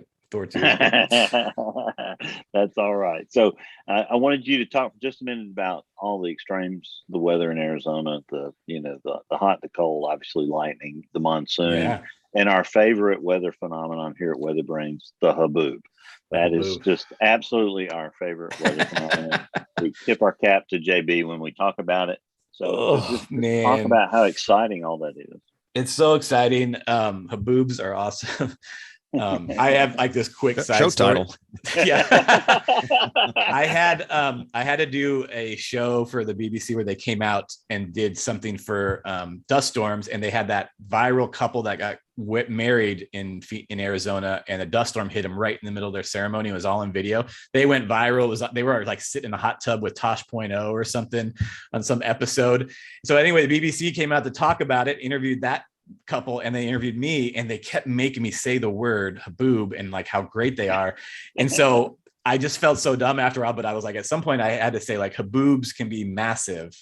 And so that aired. Yeah, exactly. Another show title. So that aired, and there was like this BBC radio show that someone's like, Mike, you have to listen to this. And it was like a year or two later, they were doing like some spit take thing on this radio show where they had celebrities on, and they would play something funny, but they would have to take a big swig of water and hold it in their mouths, and they'd play something funny, and they had to see if they weren't going to like spit it out because they were laughing. So they literally played my clip of me saying haboobs could be massive. And these people started laughing. I'm like, that is so embarrassing. Anyway, so haboob is a great word, and I like to use it a lot because people get offended out here, and it's great. That they haven't been as good lately. I've been trying to get a dust storm hitting Phoenix for the last couple of years, and they've been either, if they hit Phoenix, they've been at night, and the good ones have been happening south. But the dust storms are fantastic. They're one of my favorite things. They look so cool, and they can be dangerous for the zero visibility, and you probably don't want to breathe them in, although I'm out in them a little bit, probably too much, but I usually get in the car pretty quick.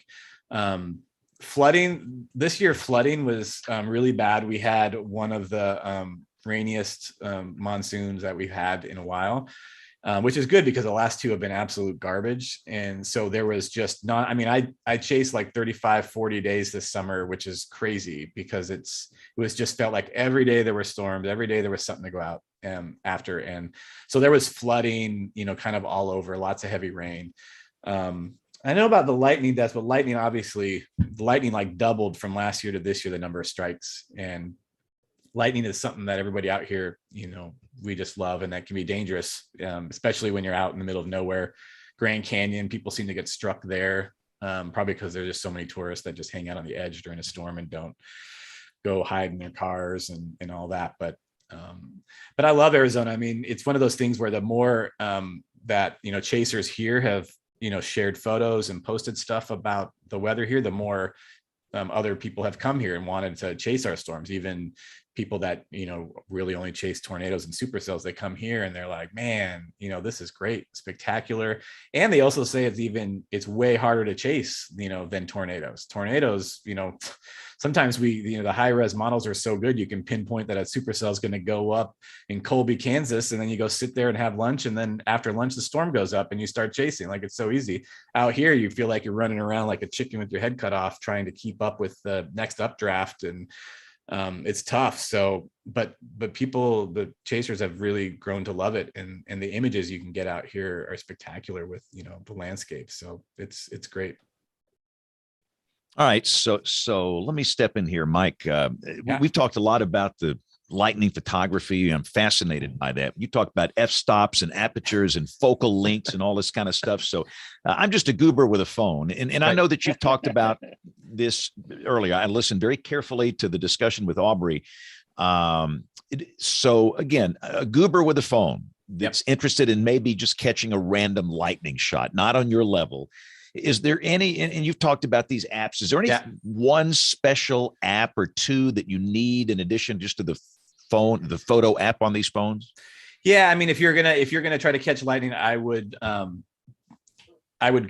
an app like Aubrey said, like try to find there's probably a few like Lightning Cam or a couple that, if you really just want to capture lightning, they're the apps to do it, because they'll sit there and take the frames and then pull out the ones with lightning. But, I mean, like I said, I also like to do the slow-mo kind of thing where you get a slow-mo lightning strike and capture that. The other thing to do, you can also try to just get lucky, hold your, have your phone up there clicking away at a time lapse. Where, I don't know. The only problem is I think with the time lapse, I think it combines it all. I don't know if it like separates the stills or not, but maybe just click the button. I mean, I've captured lightning on my phone just by like kind of seeing it. Like Aubrey said, like I wouldn't recommend this, like trying to click it when you see it, but you can try to do that. And then the other thing I would say is to get an app that allows you to edit photos a little bit. I think like Snapseed, something that lets you add a little contrast and vibrance and stuff like that if you do get a photo, because I think those photos out of your phone are also not as good as what you saw in real life, and you kind of want to edit those. But I do think it's really fun to get slow-mo lightning when I'm on my phone. And I mean, I have the other cameras taking pictures, but if I see lightning, I mean, I've got my phone in 240 frames a second mode trying to capture that stuff to use in a video post on Twitter or Instagram story, and those are people always enjoy those. Okay, so you got your big time pro cameras, your $50,000 lens, all these things going on here. I wish I did. And to me, that all these guys here, that's the most expensive part of these cameras. It's the glass that goes with it. Oh yeah. But you've done your work. What do you use for the post processing for those images? Do you use like Photoshop or Lightroom, or what do you use? Yeah, I use Lightroom as the the catalog to organize it all, import them into Lightroom, go through the ones I really want to edit. I do something where I'm like, hey, this one looks really good. I add it to like, they have this quick collection in Lightroom where you just hit B and it's like one collection where you can have all your, I mean, I've got photos for the last 10 years that I'm like, I'm going to edit someday, and I just haven't, and I probably won't, but then you can go through when you want to edit something new and you're like, oh, here's one I need to edit. And so I do that in Lightroom. I do a lot of stuff in Lightroom. I have a whole video on like what I have a Patreon page, and I think I've got it up there or something on YouTube, but I keyword all my images that I'm going to post, put keywords of the date, where they were, what camera I used, all the stuff, give it a title, give it a description.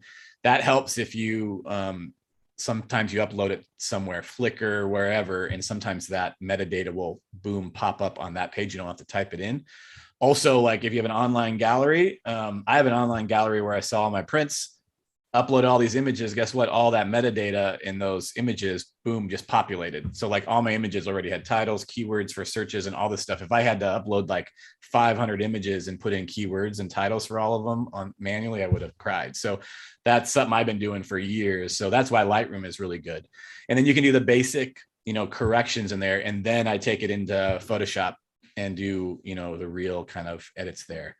But I know Lightroom is getting really powerful now. They've added better masking abilities, ways to select the sky and just edit, the sky. And so it's getting more powerful where you can almost just use that. But I really like the Photoshop experience where I take my time with an image and almost doing it like it's a painting where, I add contrast, but I don't just global contrast. I'll add contrast, invert it, and like brush it into areas where I'm taking my time, where I know it needs to be.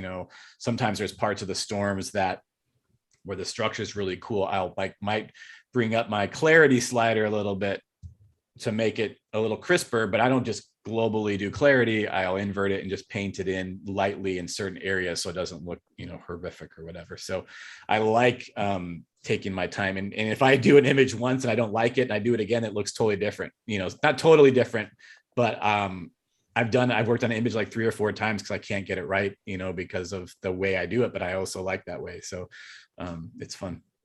So on the films, the videos, what do you use here? Final Cut, Adobe Premiere? What's I'm pretty much an Adobe guy because I pay for that subscription for the Creative Cloud. So I use all their stuff. So, but I'm for time lapses, I'm also importing the Lightroom and renaming stuff and sorting them in the clips and folders in Lightroom. There is that app called LR Time Lapse that you use to help edit the time lapse clips. It helps you ramp stuff. One of the big things out there when you're time lapse in a storm is that as the storm's moving towards you, most of the time it gets darker, like almost every time. So if you got your shutter speed at something that looks perfect and you're doing a long time lapse, as it gets closer, of course it gets darker and you're not paying attention. So if you are paying attention like I do, I'm adjusting my shutter speed while it's coming across at me. And so if you were to just post that, you would see jumps, and the light going up.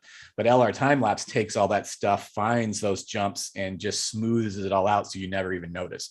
So that's like a vital tool. I don't even know what, I did before that. I think all my time lapses would just go dark because I didn't have a good tool to keep them.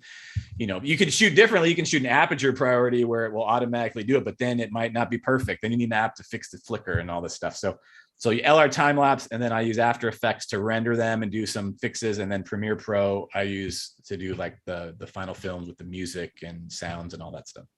Well, your stuff is the gold standard. I mean, it is the absolute gold standard. And what you've done, it's just absolutely remarkable. So let's say somebody's listening to this and they have an interest in developing a skill set like you have, and maybe walking away from a career where they're working in pharmaceutical sales, or they're working in, like whatever job. Yeah. But their passion is what you do. It's like that's their passion. What's your advice? Because this whole thing has to be monetized. It ain't cheap. I mean, you're driving countless miles, burning up all this gas, taking airplane trips all over the country. It just doesn't happen. It's expensive. So what's your advice for somebody that wants to do this, and how do you monetize it and feed your family and everything else? Well, that's a tough question. And people ask me that. And I'm probably like one of those annoying people that probably say it's just probably going to be too hard. So I would. If it was easy, everybody would do it.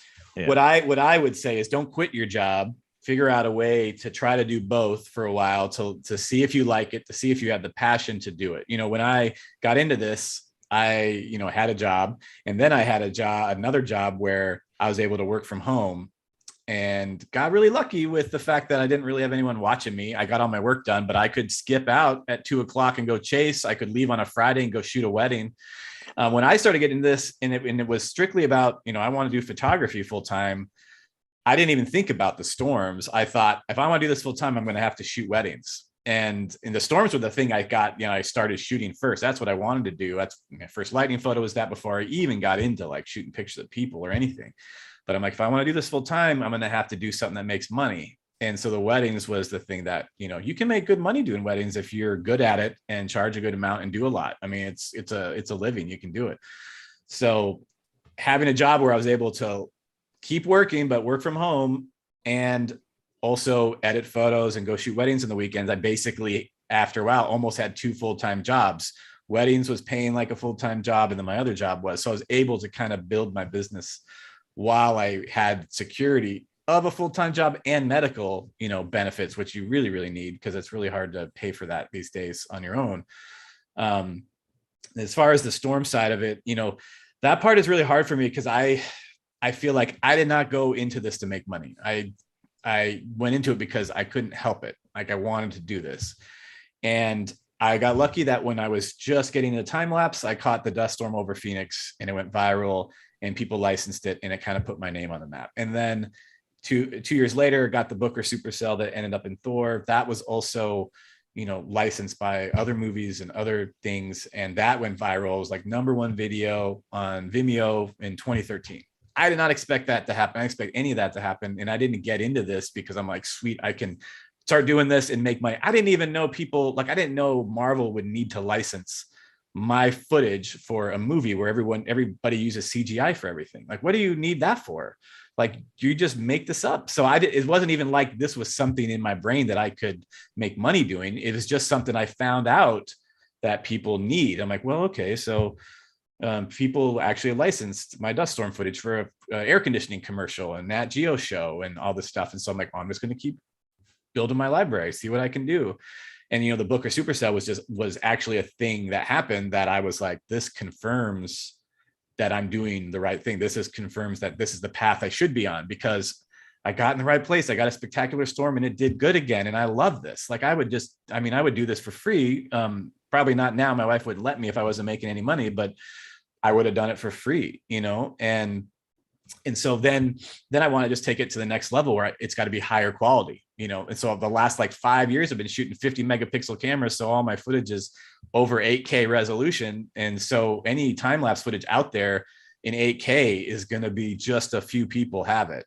And so, and I've made a name for myself, with the films and stuff, and that helps get my name out there. And so when, BBC needs footage for Planet Earth or these other shows, my name is on the radar, they know me, and so that helps next year, then the years after that. And so I'm just really, I put in so much work to get to this point where I want my stuff to be better than everybody else's, and I can't help it. It's not even almost that I want it to be better than everyone else. I want it to be better than my own stuff. And I want to work hard to have just the best possible stuff that I can get. And so I've just worked really hard to do that. And I think, sometimes if you're that passionate about something, it's just, you're going to succeed in it if you can, keep at it and I think it's also like putting yourself in the best position to kind of get lucky. That's what we're talking about fantasy football a lot, is you can have the best fantasy football team in the world and still, lose. You got to just do the best you can to try to get lucky. And so I feel blessed, and I feel like I got really lucky, and it's hard to tell someone, well, if you want to do this, here's the steps to do it. And then you can also do it full time. And I think you have to find your angle, what you love, what you're good at, and what you're passionate about, and somehow figure out if you can do that. I mean, Pecos Hank, you all know him. He has got an amazing voice and an amazing way of telling a story of a storm, and an amazing calmness, and still videos that no one else can like compete with. You can't have anyone else that shoots a tornado that's about 100 feet in front of them crossing the road. They're freaking out, they're yelling on camera, and their camera's shaky, and there's all kinds of crap going on. For him, it's this calming, Nat Geo, like documentary style, like thing. And he's so good at it. And so he's successful because he's obviously developed that, and other people haven't, and so that's just, it's just something else. Like, I tell people, like, I want to be like Pecos Hank. Well, you're going to have to go learn how to shoot great video, be calm, and be able to tell a story. And he's just really, really good. It comes natural to him. You can tell that he loves it so much. And other times if other people try to do it, you can tell maybe they're trying to force themselves to be Pecos, and you can kind of tell. So I don't know. It's just such a tough, loaded question, which is why I've been rambling for a long time. No, it is. But you said this over and over, hard work. You said that over and over, Yeah. hard work, hard work. You've worked hard. And I think that's part of the equation. You follow your passion, which is true. But at the same time, you've got to work harder than anybody else. And you've managed to do that. So let's morph into how people can support you. Talk about the newsletter, virtual workshops, chase tours, all this good stuff. Patreon page, go. Yeah, so you can find me on Patreon. Pecos and Daniel Shaw, they're on Patreon too. But I'm on there. I'm a little slower in the off season, but I usually post chase targets and sneak peeks of my films. People on Patreon get to see my time lapse films before anyone else, like usually like a week before, and other sneak peeks of stuff.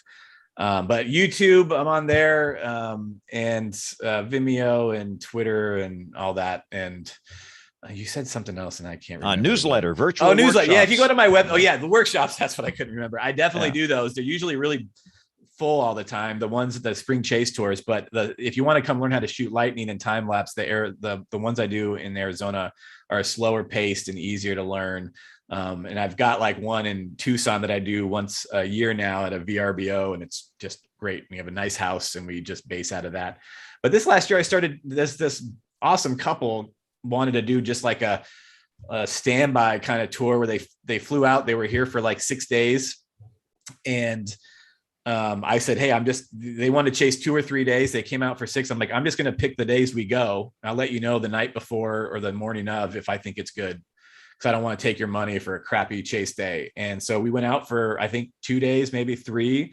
And they had a great time, and it was very, very flexible. So they could go, explore Arizona when they weren't, with me. And then when we went out, we had a great time. So I'm also kind of doing those kind of flex, custom tours where it's like, hey, we want to go out to Arizona for a week and then maybe chase 3 days of that. And those work great for me because I don't have to like set aside a whole week, away from my family or something. I can go home every night and then go chase like I would chase anyway. So, but those are great. And then on the Patreon page, I do a lot of, if I can, I do, tutorials and a lot of the stuff I was talking about today. So.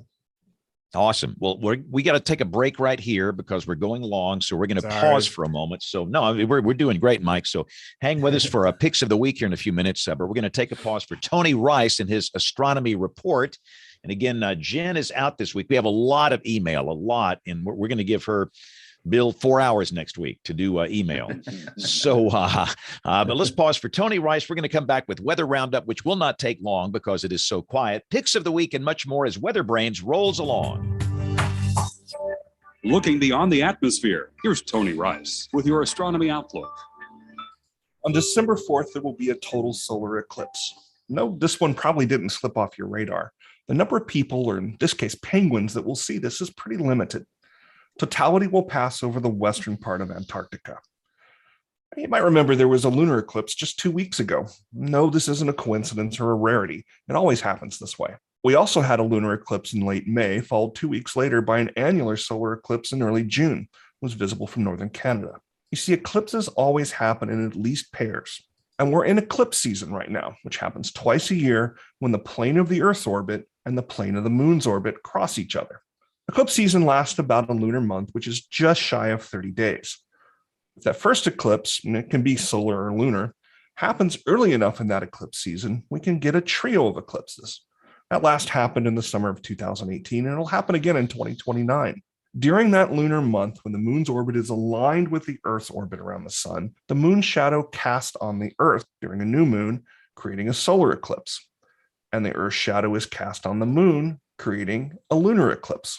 Outside of those eclipse seasons, those shadows are cast above or below the moon or Earth, thanks to that 5-degree tilt of the moon's orbit to the Earth's orbit around the sun. Elsewhere in the sky, tomorrow marks the anniversary of a truly rare event. On November 30th, 1954, Elizabeth Hodges was awakened from a nap when a 10-pound meteorite crashed through the roof of her Oak Grove, Alabama home. It bounced off a large console radio and hit her in the hip, leaving a football-sized bruise. She remains the only human being known to have been injured by a meteorite. This is known as the Hodges meteorite, and you can see this grapefruit-sized space rock on display at the Alabama Museum of Natural Science in Tuscaloosa. The second chunk of that meteor landed a few miles away in Sylacauga, Alabama. It is in the collection of the Smithsonian's National Museum of Natural History. It's your Astronomy Outlook. Follow me at RTP Hokie for more spacey stuff like this. When the weather ball is red, warmer weather is ahead. When the weather ball is white, colder weather is in sight.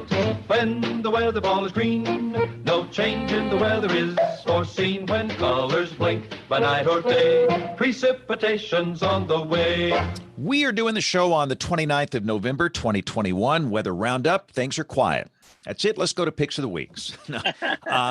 It's like we have nothing. I mean, absolutely nothing to discuss, to my knowledge. Which for a lot of us. I got a what you got an Alberta Clipper. We might have flurries. Woo! Flurries. There might be 15 flurries. Flurries. So when will this happen, Aubrey? Within the next couple of hours. Oh, really? Like tonight? Ooh. Like tonight, it's coming in. There's some snow across the Will, Ohio area, the upper Midwest. Michigan has some will snow. DC see any flurries from this deal? Possible in the morning. It looks like the vorticity energy is gonna just kind of scoop by Northern Virginia, the Panhandle of Maryland, maybe even Baltimore. Probably between like 3 and 5 a.m. or something like that, maybe 2 and 5 a.m. So, Neil, what you got going here? You're one of the East Coast correspondent. It's pretty calm. It's cool. We've had a off and on fair amount of wind, but otherwise it's cool and clear. It's nice, but it's getting kind of dry. It's dry, yeah. But I tallied up our records. I mean, Harrisonburg is like 52nd for November. It's not anywhere near any sort of record or anything. But yeah, Dr. Jacobs is right. It is getting quite dry. Yeah, and down here, what's amazing to me is the lack of severe weather. Typically, November is violent here. For Alabama, it ranks number 3 in terms of the months that are most active for tornadoes. You've got April, March, and then comes November. And for us to go an entire month with just nothing, it's remarkable. And here we are at the end of the month. And we should note also, Neil, that this is the end of the hurricane season. Your thoughts on the 2021 season, where we're done? Stick a fork in it. It verified basically. I think a lot of the early season predictions were calling for fairly near normal, nothing like we had the year before, and it looks like that was the case. So, pretty important. And we did not have to dive into the supplemental name list. We ran through Wanda, and we used every name on the list. Didn't have to go there, so that's a good thing. James, Kim, James, I have one more thing. Go. I just saw on Twitter, I don't know if you guys saw this, but North Carolina issued a burn ban for the entire state. They have a fire. I guess they have a couple fires going, but one at Pilot Mountain State Park. And our friend Evan Fisher put together a really fancy little map, and about 15% of the park has burned. But it's kind of unusual for them to issue a burn ban for the entire state like that, especially on the East Coast. So that's North Carolina. And we've had some wildfires in our state, in the foothills of the Appalachian Mountains on the eastern side of the state, too. It's been pretty dry. So, Kim, what's happening in Norman? Is all quiet as it seems to be? Yeah, all is quiet as everywhere else has been. Although I did just, when you guys mentioned how dry it's been where you are, I thought, that's really been my overarching feeling, too, is it's just getting really, really dry. And Oklahoma, looking at the drought monitor, we are sitting at about 80% of the state in some category of drought now, and that's been steadily inching up. So that, we always have this feeling of when you have a kind of nice winter, it could be setting yourself up for a really bad fire season. So we're just kind of, I think we could use a little bit of the bad weather, quote unquote, if it could be the kind that brings us that gentle soaking rainfall for a while. Even if it's an ice storm, just make it a light ice storm. That those events that linger over you, the sort of stationary front, we probably need that to get through the drought piece. So when you're Rick, are you forecasting any ice for Kim here in the next few weeks? Why can't we just have rain in 33 degrees? It didn't have to be an ice storm. So no, I don't want any part of that. But yeah, we do need the moisture. It is dry. The drought monitor keeps getting worse, and it's always something pretty much anywhere. But wildfire season, we're getting into the drier time of year too, so that doesn't look good as far as prospects. So I know we're working really closely with our forestry agencies and things like that. That's always a thing. But yeah, the dry and the quiet, you got to enjoy the quiet, but you gotta have a little bit of excitement to balance it all out here, just not too much. Yeah, too quiet is too dry. So Mike, how is your monsoon season in Arizona? How are you doing on rain there? We did really good at cutting to the drought. I was actually just looking at the National Weather Service sent out kind of an update. So we, made a big dent in a lot of it.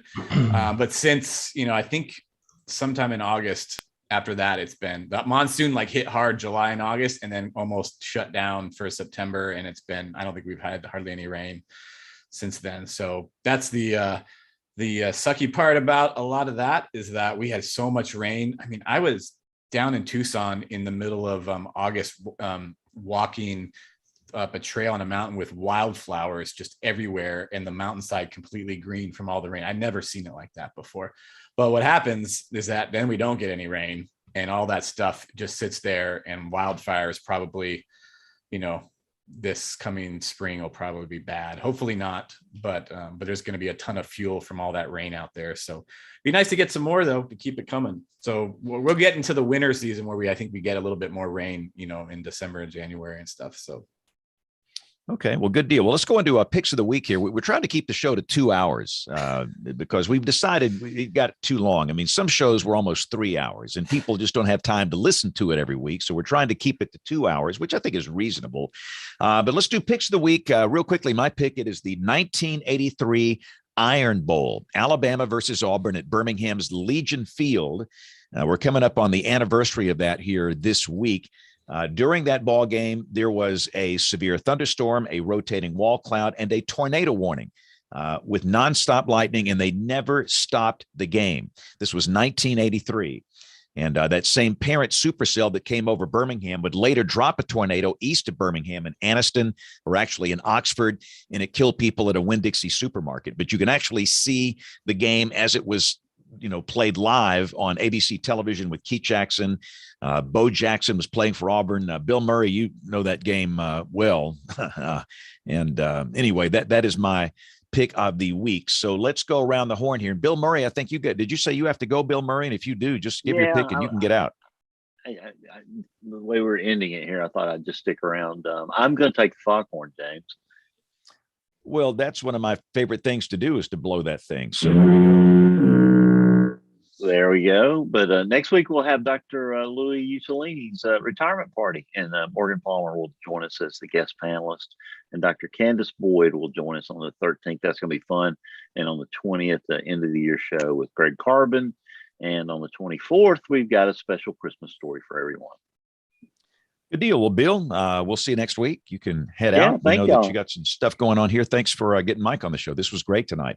And again, Mike, this is the pick of the week. This can be a website, hardware, software, photography, anything kind of related to weather. So we'll come to you at the end and give you time to figure something out. And again, all the links will be on the website, weatherbrains.com. So Rick Smith, do you, sir, have a pick of the week for us? Yes, sir, I do. I've got kind of a plain Jane one, but something important. We're talking about how nice and mild the weather is. My pick is getting ready for what eventually will be here is winter. So every 3 months, the Weather Service has a different seasonal severe weather or a hazardous weather safety campaign. So my pick of the week is the winter safety campaign. Lots of cool stuff in there. It's not just facts, but there's infographics, and our headquarters has done a really good job in the education department about getting new graphics and really getting things more in line with what people out in the real world are producing versus just the old school government graphics. So there's one of those for each season, but my pick is the winter version of that. Lots of good information. Good deal. We'll put that up on the website, weatherbrains.com. Aubrey, do you have a pick of the week for us? I do have a pick of the week. It's a really cool map image that I saw Brad Panovich tweet out. Saw several people posting some maps from the USDA. I scoured the website. I still have not been able to find these maps. I found the raw data, the text, have not been able to find the maps. Anyways, it showed the Christmas tree production and how Ashe County, North Carolina is still the biggest county for Christmas tree production in the country, even though I think Oregon statewide is the biggest statewide producer. But it's really cool. And if you've ever driven through there, it's absolutely beautiful. You could absolutely tell you're driving through Christmas tree farms. A very cool graphic. That's an awesome pick. All right, let's see. Neil, what is your pick of the week? So my pick of the week is interesting because it's at the end of hurricane season, but it's tropical tidbits. And I'll tell you why. Not because it has anything to do with hurricanes. Levi has put in a really, really cool capability called the model sounding viewer. And this is not new, but it's interesting to me. And I use it all the time in the winter weather because you can click anywhere in any of the forecast plot maps and bring up a skew-T. And it's really, really useful for looking at forecast projections for precipitation type like ice or sleet or snow. So even though hurricane season's wrapping up here, I will probably be on Tropical Tidbits looking at skew-T plots of forecast output, as well as Buffkit Warehouse as well, because that's what gets me through central North Carolina's cold air damming ice storm central here. Yeah, forecast soundings are a gold mine during the cold weather season. And you're right, Levi has done an amazing job with that site. And there is a treasure trove that's useful not only during tropical season, but in the cold season. That's a great, great pick, Neil. So thanks a lot for that. All right, Kim, what do you have for us? What's your pick of the week? I'm going to be sharing an article that talks about trying to determine what the impacts of weather might be. So there's been a lot of discussion about how just hazard severity isn't necessarily the thing that determines what's going to impact a population. We're trying to move to an era where we're doing more impact-based forecasting, especially now that we're getting into winter. There's been a lot of conversation about, winter severe index, the WSI, whatever, I'm butchering that. But a lot of people have issues with it, especially impacts forecasts that are automated. And this article will shine a little bit of light on it, talking about how do we even determine what an impact will be for a population? Do we have the necessary data to do that well? And it's just kind of a neat perspective. I think the social science community looks on this and says, yes, impacts communication is good, but you have a lot more thinking to do about what it will entail. Great. In the Winter Storm Severity Index, that is operational, is it not? It's not in beta. I think that's out there for the world to see, right? I'm pretty sure that is operational, yeah. Yeah. Okay. Very interesting pick. That's great. All right, Mike. So we've stalled long enough. Give us something good. A pick of the week. This can be anything that you've got. Go. I got it. I just want to shout out my friend Trey Greenwood. He has a YouTube channel called Convective Chronicles, and he was driving Howie Bluestein's radar truck this last year and the year before. I love this guy because he's from Arizona. I remember giving him crap when he was younger because everything he saw out here was a funnel cloud, and he was young, and now he's just amazing, so intelligent, so smart, and he does these great forecast video discussions for kind of before like the big days on the plains, and goes through just everything, and they're so valuable to me. So he's only got 149 subscribers. He needs more. So it's Convective Chronicles on YouTube, and he's great. So he's an amazing guy. Awesome. So go and subscribe. And one more time, Mike, just give us the basics of how people can support you and your work, because you're so stinking good. Well, I appreciate that. My last name is Olbinski, and if you Google Mike Olbinski, you'll probably find a bunch of stuff. So Patreon, YouTube. My YouTube channel's been doing better and better, and I post a lot of chase vlogs on there. I'm still got a bunch from last spring that I'm dumping, especially the ones of me chasing with my kids. So if you go there, you can give me 2 cents of ad revenue, which is just very valuable, probably if you watch a video. And follow me on Twitter and Instagram, and if you want to learn storm photography or go chasing, my website has a workshop section. So, and I do virtual workshops too, especially it kind of came up with that during the pandemic, of course. And, if anyone just needs an hour of asking questions like this and advice or whatever, we can book something like that too. Awesome. Well, it's been a really, really, really good show here. So here's the deal. We got to wrap this one up, put a bow on it, but we're typically on the air every Monday night at 8 o'clock Eastern, 7 o'clock Central. You can watch live.bigbrainsmedia.com. We know most of you listen. That is the preferred method. And if you listen or watch, we'd love to hear from you. And we have a big backlog of email. Jen, our email officer, has been out ill for the past couple of weeks, but she's getting better. She should be back next week. We'll give her a long time for a long email segment, but the email address, it is email@weatherbrains.com. The picks of the week, everything we talked about in the show notes. JP is back, so the show notes are not crappy. We had them for a couple of weeks and I was doing it. He's back, so they're good. weatherbrains.com. So on behalf of the entire WeatherBrains crew, I'm James Spann. Thanks for listening. Have a great week and God bless. Hey, Mike, thanks. This is a great show. Awesome. Outstanding. Thanks, Mike. Thank it you, was guys. really good. Really good. Thanks for being interested and for some great questions too. I'm very impressed that Kim knew a lot of music and stuff, so I appreciate all that. But it was really good questions. Kim always too. impresses us. Yeah, she does. All right, thanks, guys. We're gonna wrap it up.